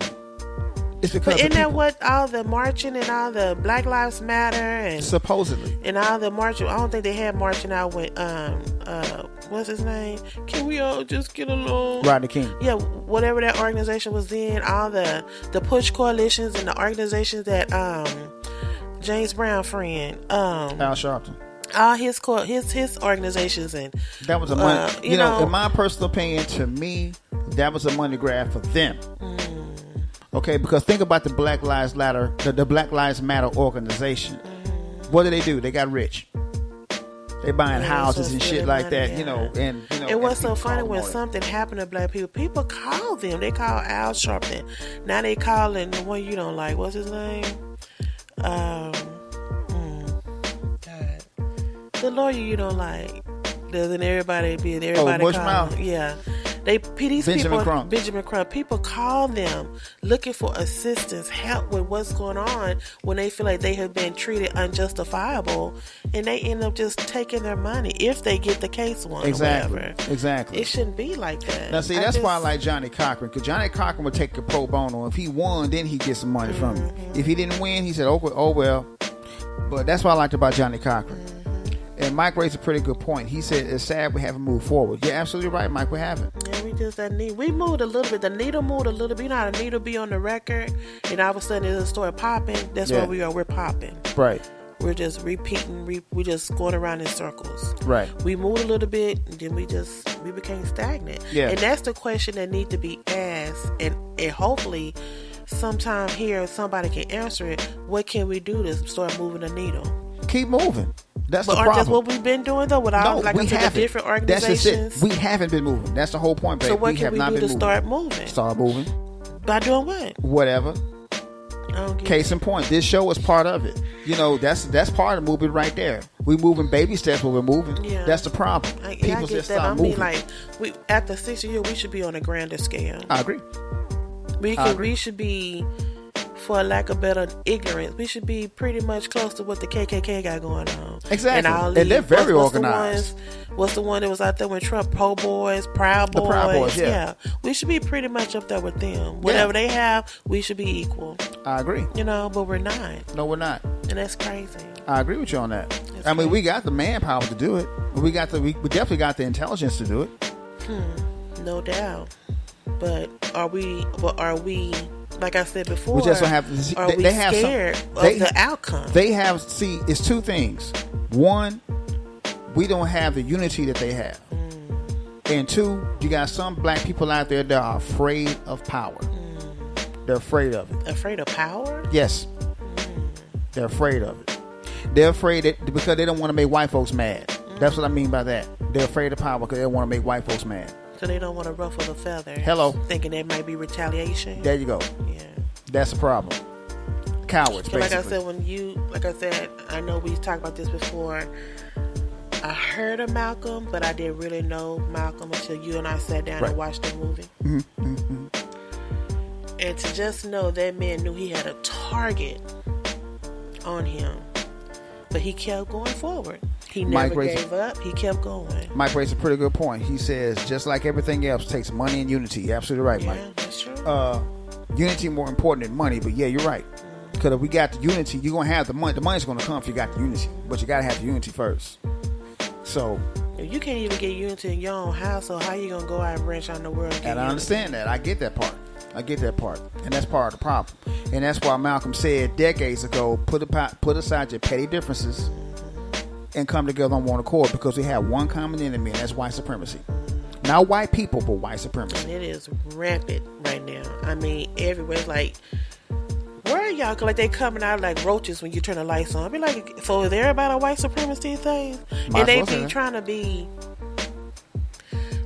to act like that we're just over exaggerating, that we're pulling the race card, but you are pretty much showing that you are a white supremacist, ma'am. Pretty much. Sir? Pretty much. Don't think I'm being a racist. I'm just speaking on how you're acting. You're acting superior. How you gonna feel you're superior over me and anything else I got going on? For real though. And you can just walk up to me and talk to me like I'm crazy and spit on me and tell me this and tell me that. Who are you? Exactly.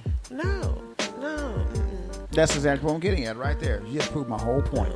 But just like Marvin said last week, May 5th. No, what is it? August 5th. August 5th. Maybe there's going to be a new sheriff in town. We hope, man. I mean, that's the only thing we can do at this point. Is just keep that energy, just take that energy and keep it going. So we don't support one another. Who's going to support us? Exactly. And that's where I'm getting at right there. We got to support each other first. Because Malcolm said something really, really profound. When him and Martin had that little meeting that they had. There's a picture of Malcolm and Martin together shaking hands and laughing and talking and joking with each other. I love that picture. I wish I could find it so I could blow it up and make a poster out of it. They were having this talk, and Malcolm came up with this point right here and said, well, at least they have one thing in common. We're both dead men. I was just going to say, didn't they say something about both of them dying or being killed or something? Yeah. And to know that. Yeah, Malcolm. To know that, and you still forge. That's why I'm saying I don't think we probably have some leaders that have that, who could truly lead us just like those two did. Yeah. But they scared of the retaliation. And I don't fault them at all for it either. No, they're scared of retaliation. Yeah, you're right. Ignorancy in this world. No doubt about it. Because but think about this. Every single black organization that has been taken down, they've been taken down from the inside out. See, what these white folks will do is they'll put their own people in there to try to dismantle it from the inside, and that's exactly what happened. All you gotta do is tell them, I can't pay off all them medical bills and pay off your house if you just go ahead. And they be like, I mean, just imagine, you working day to day, you trying to do the right thing, and somebody come and give you a golden arch. What you think you're gonna do? You want to be true to your conviction, but if this person's capable of giving you where you won't have to be living in debt, you have a little money in the bank. Some people will take that. I know that's sad to say, but some people will take that. It's very selfish. And you're absolutely right. They will take it. They will take it. Now, even though they know it's wrong. Yeah. Case in point, the thing with Fred Hampton, you know, the person that set Fred Hampton up, you know, he's dead now. And, you know, I might get a strike for this, but good riddance to bad rubbish. When he set Fred Hampton up,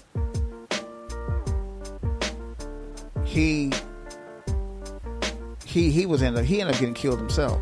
He died like a dog in the street. So by his own or by someone else? I think it was a drug deal that went wrong, but that's neither here nor there. He did all that and ended up getting killed anyway. So, but anyway, but like I said, every black organization had been taken down from the inside out. Marcus Garvey's organization, the UNIA, it was taken down from the inside out. The Black Panthers taken down from the inside out. The Student Nonviolent Coalition, I forgot the rest of it, but anyway, that was taken down from the inside out. You know, and they tried to do that with the Nation of Islam. Didn't work. So, and they're still trying to take it down, and they still trying to take it down because Farrakhan has already said we know that there are some snakes in our midst, and we know who they are. So, you know, it is what it is. You can try if you want, but, you know, we're still here. But I say that to say this. Every single time that we have a black leader, quote unquote, if we have, which, you know, Malcolm never said he was leader of anything, neither did Martin. The first thing they do is they try to take him down from the inside out. Look at what they did to Martin. They tried to say that he was having an affair on his wife. They tried to say that he was taking money and doing God knows what with it. They had no proof of none of this shit. Right. But they just make up stuff. Yeah. They tried the same thing with Malcolm, and Malcolm like put up or shut up. Right. They can put anything up, so they shut up. That's one of the things I feel about Farrakhan. Right. I know he's older. I'm sure he's probably the young man we saw at the with Tariq Nasheed. Islam. Okay. I guess he's prepping to take his place, or he's like a representative of his or something. He's one of his reps. Okay. But there's another one out that Farrakhan's grooming. Ishmael Muhammad. Okay. It's one of Elijah Muhammad's sons. Now, I know some people have their reservation about Muslim, but, you know, to me, I think you and we had a real in-depth conversation about this when we were dating. Mm-hmm. You put the Bible up against the Quran, and it's the same thing. It's pretty much verbatim, just with the difference. Yeah. A little spin on a little bit. Yeah. So, with that being said, I'm asking this. I wonder why those men, even though they have a strong brotherhood, they're not real out up front like a MK or a Malcolm. Right. Why? Well, if they got this strong brotherhood, they're for the culture. Right. They, you know, they're doing their due diligence. They pray to Mecca and all this. Why aren't they stepping up more like those two brothers did? Because they don't want to be in the media all the time. There's a reason for that. Because back when Malcolm was being groomed by Elijah Muhammad to lead the Nation of Islam, Elijah Muhammad told him, be wary of those cameras. Those cameras are a bad thing. But how are you going to give or try to help and assist with the culture? Everywhere you go, there's going to be cameras. So what you can't avoid that's that. That's why they do their stuff and don't get and make sure that there's the cameras around when they do it. It's not that they don't do. It's not that they don't do anything because they do. That's what I'm asking. What do they do? I haven't heard or seen anything. Of course you haven't, and you won't. You won't hear about anything that the Nation of Islam is doing because they keep all this stuff incognito.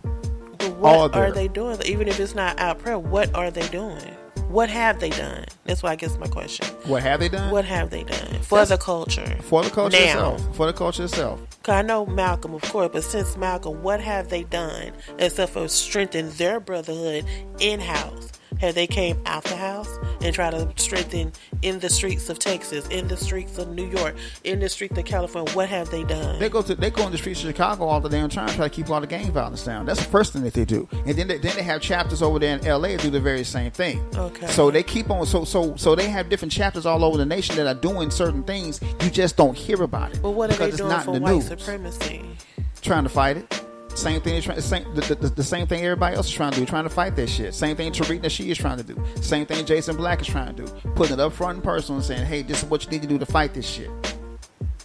So they're doing it. You just don't hear it. I guess in my eyes, I'm just. Since you don't see it, you think they're not doing you anything. should see. Right. Yeah, exactly. You'll see. You saw Malcolm suited and booted out there doing it. You saw MLK suited and booted out there doing it. Yep. You seen Marcus Garvey stand up at the podium and try to get us to get a piece of the pie. You saw your John Lewis's and your Hamptons and Shirley Chisholm. I often say Shirley Caesar.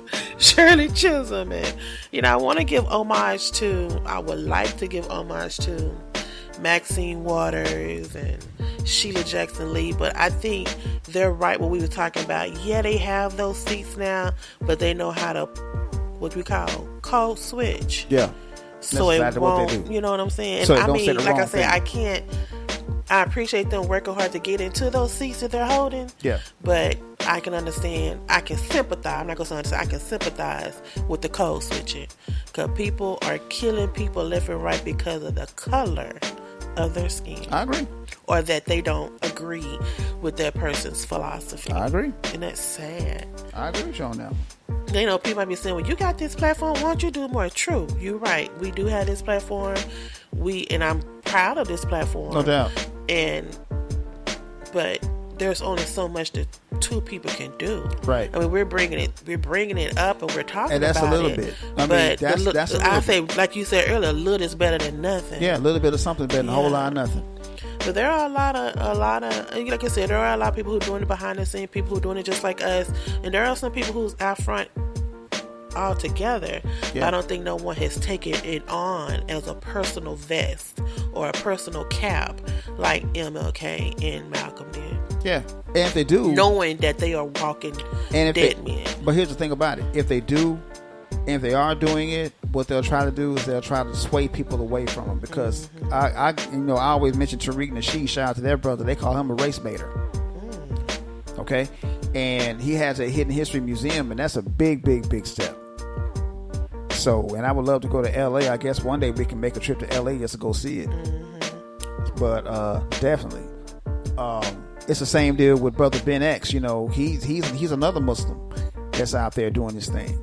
That's why I brought him up. Cause like you said, they do it, but I guess I'm so used to just you won't see seeing the other two. Yeah, but if they're taking care of business, kudos, brothers. I don't have nothing to say. Thank you so much for your service, and thank you for all that you do. But I guess, like I said, I'm just so, you see it with your eyes. We're a visual people.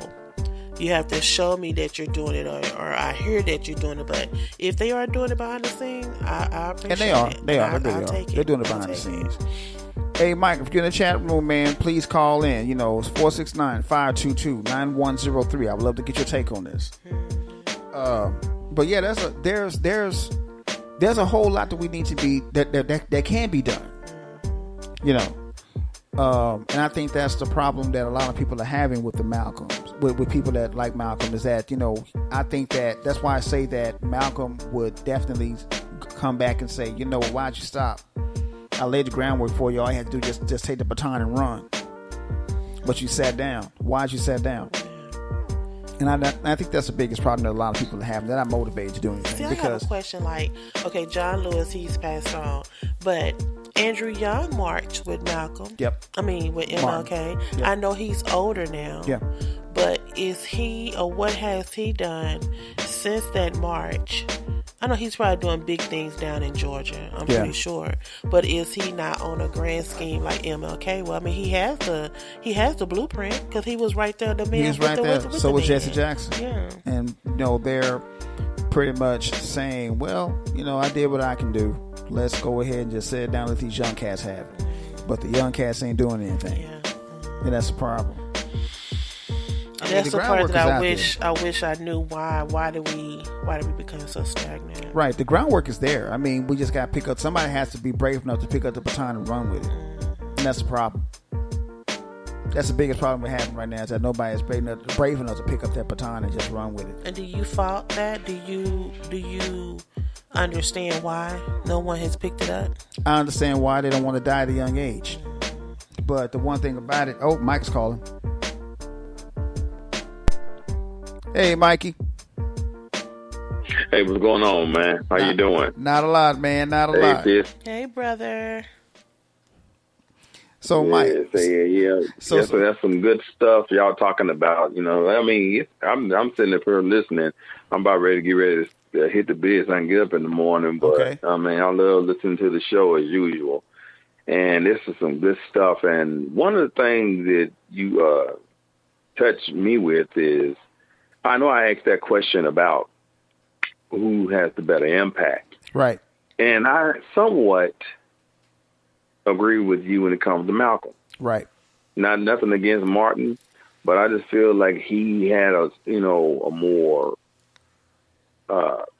stronger effect when he found out all the political crap that he had to go through and all the betrayal that he had to go through. Like we talked about in church, about behavior being betrayed before. Right. You know, it'll make anybody change, you know, when they feel like they've been betrayed. You know, even like when you feel like, do you feel like Martin Luther King has been betrayed by us by not keeping this ball rolling like we're supposed to? Yeah, I do. That's why I say you know, because he tried to love somebody. Dr. King tried to love somebody. And for him to put in all this hard work and we barely scratching the surface with the needle, I think it's crazy, man, that we're not stepping up as people because we have more technology. We have so many other options and opportunities to make things better for us. Right. And what bothered me, Reggie, was when I said, you know, it takes money to do things now. Yeah, it does. You know, I still say this, and I have a problem with it. It's one of my pet peeves when it comes to all this stuff. We get on national TV and we talk all this mess about how Black Lives Matter, and yet there are people who still using us as a money train. Oh, yeah. I agree. Yeah. You know, and it's sad that, you know, these lawyers, they're taking advantage of these opportunities of people, loved ones getting killed. What are we really dying for? Just like today, me and Kimber was looking at the news. This white man just decided he's going to take it upon himself, just go kill 3 niggas. Yeah. At a dog store. Now, why? And here's what pissed me off, bro. These people, from what I'm hearing, was from this Christian university or something. Yeah. If I'm not mistaken. You're right. And I'm going, well, when is it going to stop for us? When are we going to truly get tired of people taking advantage of us? You know, I'm sitting up here watching sports earlier. We are the most generated nation when it comes to making money. Oh, come on. Till it's just ridiculous. Exactly. It is downright ridiculous, brother. And it doesn't make any sense because I said, well, you know, what leader, you know, y'all asked a good question. What should or can we do to keep this thing going and to better it? I was sitting up here thinking about some stuff, and man, I don't even know where to even start to begin. Well, it's like I said, Mike. We just got to have that one person that's brave enough to pick up that baton that Malcolm had, that Martin had, that Medgar Evers had, that Frederick Douglass had. Let's go back further than that, and just run with it. That's the problem. We don't have anybody that's brave enough to pick up that baton and run with the baton because the field work is already there. It's just that somebody has to go a little bit further than that. Kind of like touchdown Tony Dorsett back in the day. You gave him the ball, you know it's a guaranteed touchdown. So yeah, and that's the problem. We don't have anybody that's brave enough to take up that baton. Yeah, and that's the sad part about it. Who's brave enough? You know, and that it is a scary situation if you really think about it. But who is brave enough to do it? I mean, should we be brave enough, or is there somebody who knows all the ins and outs of this political issue we're going through that's brave enough to say, hey, here's what I've learned. Here's the research, because, we are already afraid.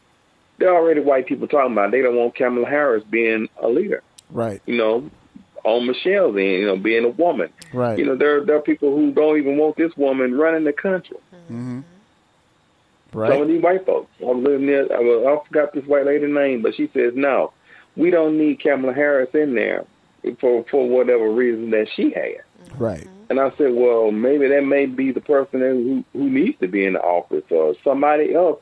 This judge, Supreme Court judge that we voted in. Ketanji. Maybe she should take another route, or should women start taking the opportunity to run the country now? They can.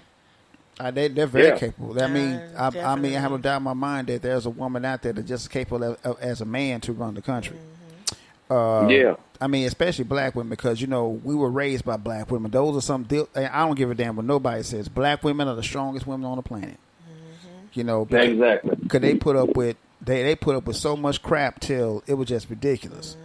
And for them to exactly, I mean, for them to sit up here and say that, well, I don't too much care for Kamala. I can't stand the Kamala Harris, but anyway, I'm not going to say that she can't.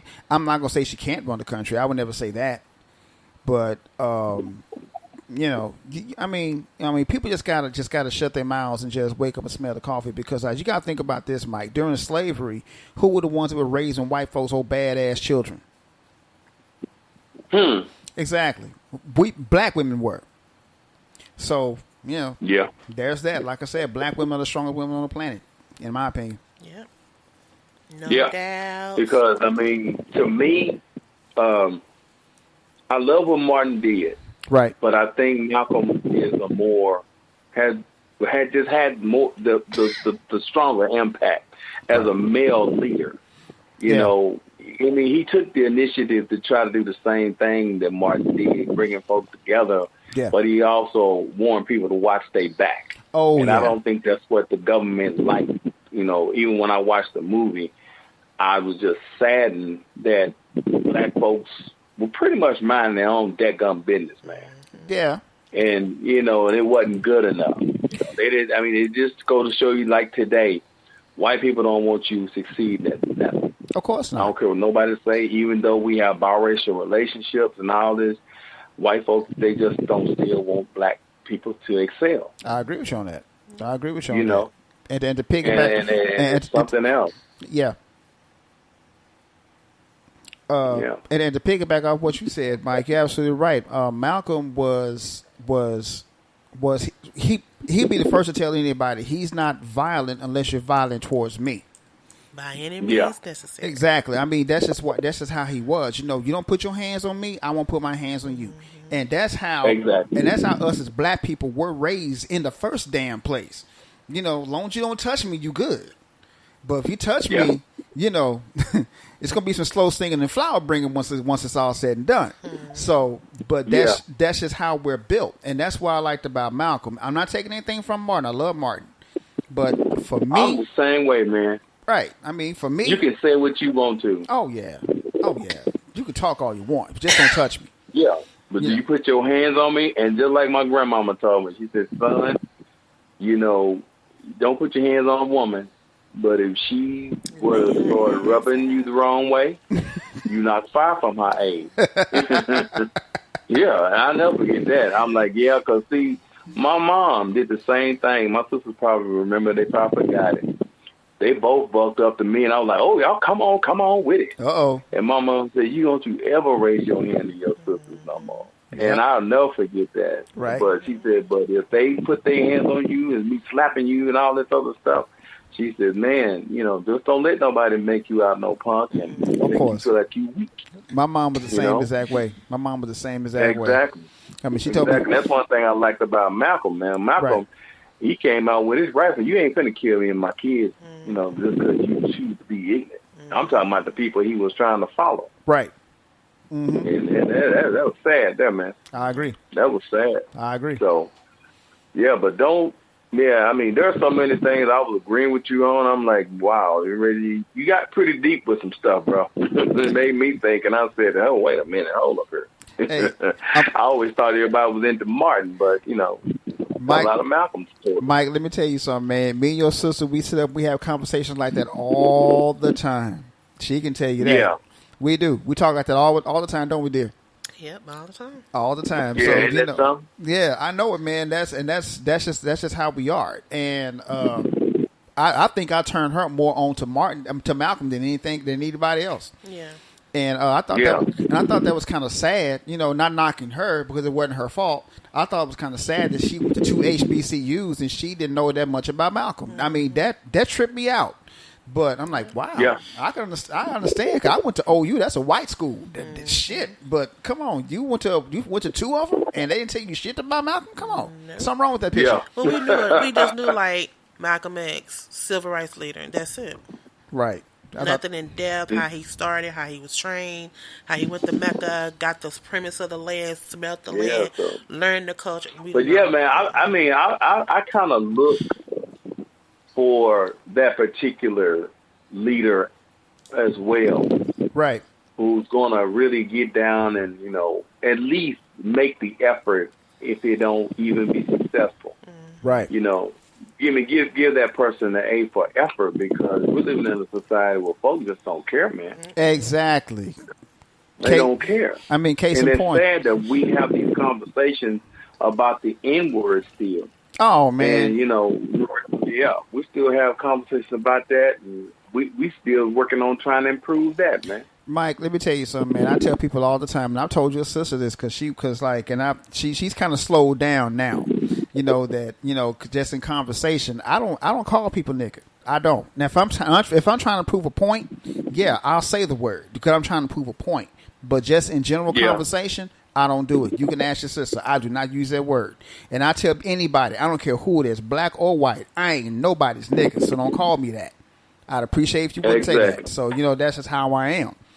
So, but yeah, you're right. We shouldn't be having this conversation. Here it is, 2023, and we still having this conversation. Still having this conversation. Mm-hmm. And that's sad that we still having this conversation because, well, I will give us credit. Some of us credit. Right. We tend to avoid that term, and I think that's where the root of the problem lies still, is the name calling. Oh yeah. We're grown ups. Come on now. Man, you know, it's sad that we got folks that are grown up, educated, got money, and we still at that level, man. Yeah, that's sad, man. We're at that level. One of the conversations I think I made in the text was about the teachers and stuff who were drunk. Going back to that thing. Oh, yeah. And that really concerned me because I was watching footage on Facebook. Right. It was an actual teacher who was teaching, and one of the students threw under their shoes at the board. Oh man, yeah. Yeah. Now you trying to teach these kids, and they doing paper and all kind of stuff. So she was calmly trying to talk to this student, and this student just kept getting fly with her. Right. So, and I said, you see, that's the reason why folks do what they do. And they probably do need to drink and the smoke and a hit and everything before they go to work so they can cope, man. I mean, I was joking about it, but it's some serious stuff. Just like us today. Yeah. You know, like you said, how many folks, you know, come to work drunk and high? Right. Oh, man, take your pick. For real, though. Take your pick, man. I'm talking about not just blacks. I'm talking about Mexican folk coming there, eyes red and glossy. Yeah. White folk come in there, you know. Especially white folks. The night before, they got hangovers. Especially white folks. Yep, especially white folks. They come to work drunk and high all the damn time. All the time, man. Exactly. But yeah, Mike, to piggyback off your point about the teacher thing, man, I guess that's the main reason why I'm not a teacher. Because if a student got fly by the mouth with me, he gonna be missing some teeth. Yeah. But that's just me. I mean, you know, because I look at it like this: you respect me, young blood, I'm gonna respect you back. But you break off some disrespect, you're gonna be picking your teeth up out the floor. So, you know, Here's a good one for you though. Okay. Do you and Michelle think, by being educated guys with your degrees and your knowledge, that people who are educated are underpaid versus these athletes and all these people who are in sports and all these Especially other things, teachers. entertainment, making all this money and doing ignorant stuff. I'm gonna let your sister answer that one. Go ahead, babe. I don't think he can hear me, but it's teacher. Yeah, teachers need to be paid way more because to deal with your child 8 to 10 hours a day, he can't hear me. Just say what I'm saying. Oh, can you hear your sis? No, I can't. I can barely hear her. Okay. Yeah, she ain't too close to her mic. She don't like the mic up in her face. No, what I was saying is that I do agree. Yes, we do, especially teachers, because teachers deal with children 8 to 10 hours a day, and they get paid bare minimum. I'm not even a teacher. I make more than teachers. You know what I'm saying? And that's crazy to me because they're with your children 5 days out the week, 8 to 10 hours a day, and they get paid bare minimum, and they got to take all their frustration from the child, the frustration from the adults when you trying to call the adult to say your child and turning their homework and you giving me attitude. They have to deal with so much and they get nickels. Yeah, I won't say pen, they get nickels, and that's sad. And here, I hate to say it again, but here's Sukiana. Oh, Lord. Millionaire, got all this wealth and she has not done nothing to prove that she needs it. I hate to keep bringing this girl name up, but she has she's disappointed me as a black woman. And to piggyback off what your sister said, Mike, I agree with her 100%. Because we were watching the episode of one of the shows we watched called Abbott Elementary, when she had to call the parent, and the parent got fly by the mouth with her, and called her a bad teacher. See, that's the kind of thing that a lot of teachers have to deal with. They got to deal with the disrespectful students, and then what they call the parents in, and the parents is just as disrespectful, if not more disrespectful than the students were. Right. You know, and like I said, I guess that's the main reason why I never became a teacher, because if that were me in that situation, and I called the parent in, and the mother or the father got fly with me, my first instinct, as me being who I am, is to get fly back. Yeah. And that would be unprofessional on my end, being I'm supposed to be a teacher. Right. But like I said, I guess that's why I'm not a teacher. But yeah, teachers got to put up with so much crap, man, and that's why I applaud teachers. And I think that, in my personal opinion, I think the highest paid position of any professional with a degree should be an educator. That's just my personal opinion. I'll say that again. Oh, yeah. I concur. Educators, they don't, even though, I was watching the news the other day, and they were trying to increase that to get people to come and teach. Right. Get them incentives and I think it's like a that. sad situation when the district have to give them that bribe. People to come in there even without a degree, man. And that scared the hell out of me, because I'm like, well, wait a minute. Exactly, because I'm thinking, you mean to tell me we're going to have people that probably don't know how to read as good or understand or comprehend as good, going to be teaching our young? Yeah, what they're going to do, what they tell them, that they'll ask you to come. As long as you have an associate's, you can come in and they'll just give you the training along the way. Right. That's probably why so many of those fifth graders, like that other teacher was saying, cannot read. Yeah. Yep. See that? So many teachers have been abused. That's something else, man. They've been abused by the students. They've been abused by the parent. Come in here and we bitch and complain about, our careers. Yeah. And I think that's the problem, because I truly believe that, Michelle, if we have that kind of, making that kind of money, it could probably make a difference, but then it could probably be a problem also. I agree. Yeah, because just like some of these athletes, some of these other folks that's making that kind of money, they don't know how to manage and handle that kind of stuff. We are afraid. Especially our people. We even afraid of that kind of success ourselves. Oh yeah, I agree with you on that. A prime example of that. A prime example of that, Mike. A prime example of that right there, of that what you just said right there, is John Morant. Yeah. John Morant's a prime example that he got all this money and he's messing it up by carrying guns and stuff and going to the club and doing God knows what with all that money. He don't know how to handle it. And not to mention, he got people in his family, mostly his parents, are just as ignorant as he is when it comes to that. Yeah. Because you got the daddy out there, he trying to be Usher 2.0.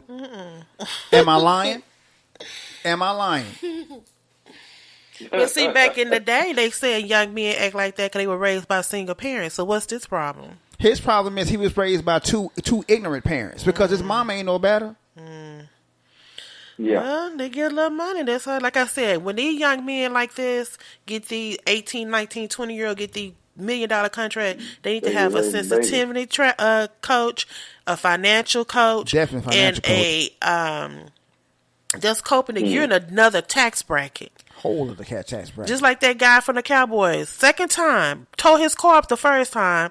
Here you are racing again this second time. Yep. And had a gun in there this time. What? Okay, brother, you 24 years old. 24. You barely squeezed by the first time with your life because that car looked horrible. Oh, yeah. And then here you are in the same position again. And then here's your owner, Jerry Jones, talking about, well, at least he wasn't speeding this time. He don't give a F about your life. He just want to make sure you on that court.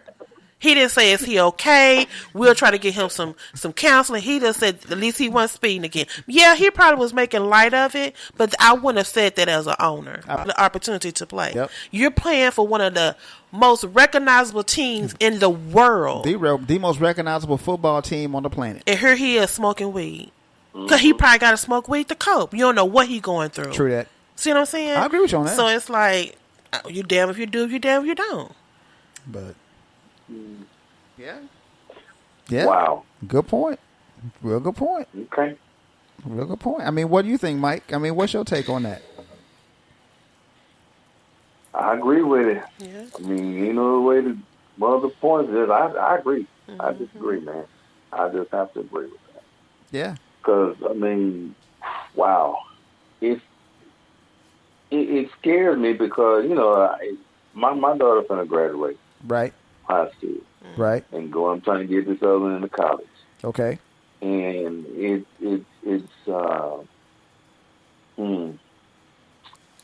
glad to see him succeed, but I'm also afraid. As you should be. I mean, because you're the father of two girls. So Yeah. that being said, right there, because I just have one daughter myself. You know, I mean, she's married now, but that being said, that's a scary thought right there because you have It is. it's just a very scary the heck out of thought. you. Exactly, because you have two girls. Both of them are intelligent, from what I understand. So that right there, that's a good thing. But only thing you could do as a father is hope that what you and your wife have done with them and raising them helps them along. That's all you can do at that point. And pray. That's it. Most That's it. Keep, Mama always told us, keep God first. There you go. And remember your last name Come when on. you in public. That's exactly it. That's exactly it. Wow. Because I can tell you right now, when my mom can tell you this out of her own mouth because she told my wife that, you know, when I first went to college, she was crying like a baby. But, you know, I know how, because I know how I am. And I don't want to embarrass my family and put a stain on my family's name, so I pretty much stayed on my P's and Q's. So as long as they have that kind of mentality, Mike, you ain't got nothing to worry about. Just hope that they have that. Just hope that they have it, and leave it at that. Oh yeah. Because and that's we've been taught that that's the greatest weapon, Right. education and all this other stuff, man. But shoot, what good is it going to do to keep trying to get that, and we can't utilize it to fight properly what we need to get ahead? Right. You know, because like I said, man, there's too much other stuff that's being generated and not the right stuff that's being generated. Exactly, and that's pretty much what we're getting at right there. And that's pretty much what we're getting at. Because I was going to do a show called The Ratchet Revolution, because you already know, man, every time you turn around, you see some ratchetness on TV. And you got women, and you got young girls and young women like your daughters that are looking at this shit and saying, hey, that's how I want to be. That's the scary part. That's the real scary part. So as a father, you got double trouble because you got two daughters. Yeah. So I got double trouble. I like those books that you had mentioned.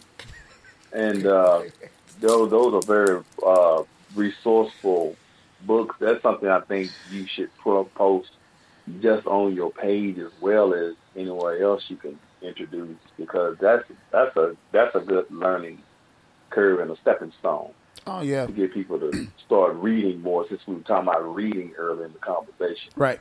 really, it breaks my heart that we got a nation that can do everything but read. Oh man, I ain't gonna lie to you, Mike.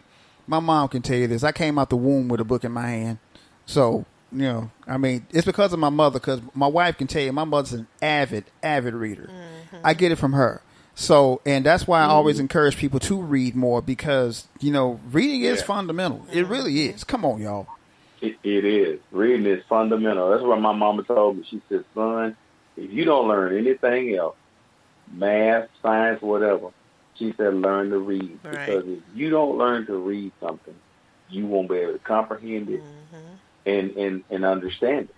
That's how true. you understand something you don't know how to read? True. Y'all brought it up. It's sad you got people who are graduating from the 5th grade and still don't know how to read. Come on. And then they're going to end up being teenagers and don't know how to read. We talking about kids who use cell phone devices. Yep. Oh, come All on. this other stuff that's going on, man. I mean, how the hell you going to teach them how to use a cell phone so you can keep up with them and introduce them to all this sex tracking stuff and all this other bullcrap that they look at on these phones, staying over like ruining their eyes and messing up their retina. But yet they still don't know how to read like they're supposed to and comprehend things. Yeah, I agree. We're just living in a messed up society with that thing. Everyone, I'm glad that some people who say, okay, pick up a book, and because nowadays is you pick a book and you bring a basketball and a football and a baseball to school along with your so-called book, but they don't even have books in schools no more. So don't. And that's one of the damn problems right there. Because my wife got on me about bitching and moaning about, well, where are the books at these kids? Yeah. Well, they get on these devices when they go to school. Yep. Well, they don't even hardly get on the devices to do their homework. Unless they're surfing the net. That's what they be doing. Yeah. Oh man. But yeah, Mike, man, we appreciate you calling in, brother. Anytime, man. Anytime, bro. So, we gonna go. Yeah. So, we can wrap the show up anyway, man. You called just in the nick of time. Oh, yeah. I'm glad because I need to go in and get my clothes on. Because I'm still afraid of these white folks. Right. Got that code switch. Paper. Gotta shake it. You gotta be nervous to get that paper. That's right. No doubt. But man, I appreciate y'all talk on Sundays, and it gets deeper and deeper. And I'm glad I learned a lot just by listening to y'all. Y'all do some pretty good research.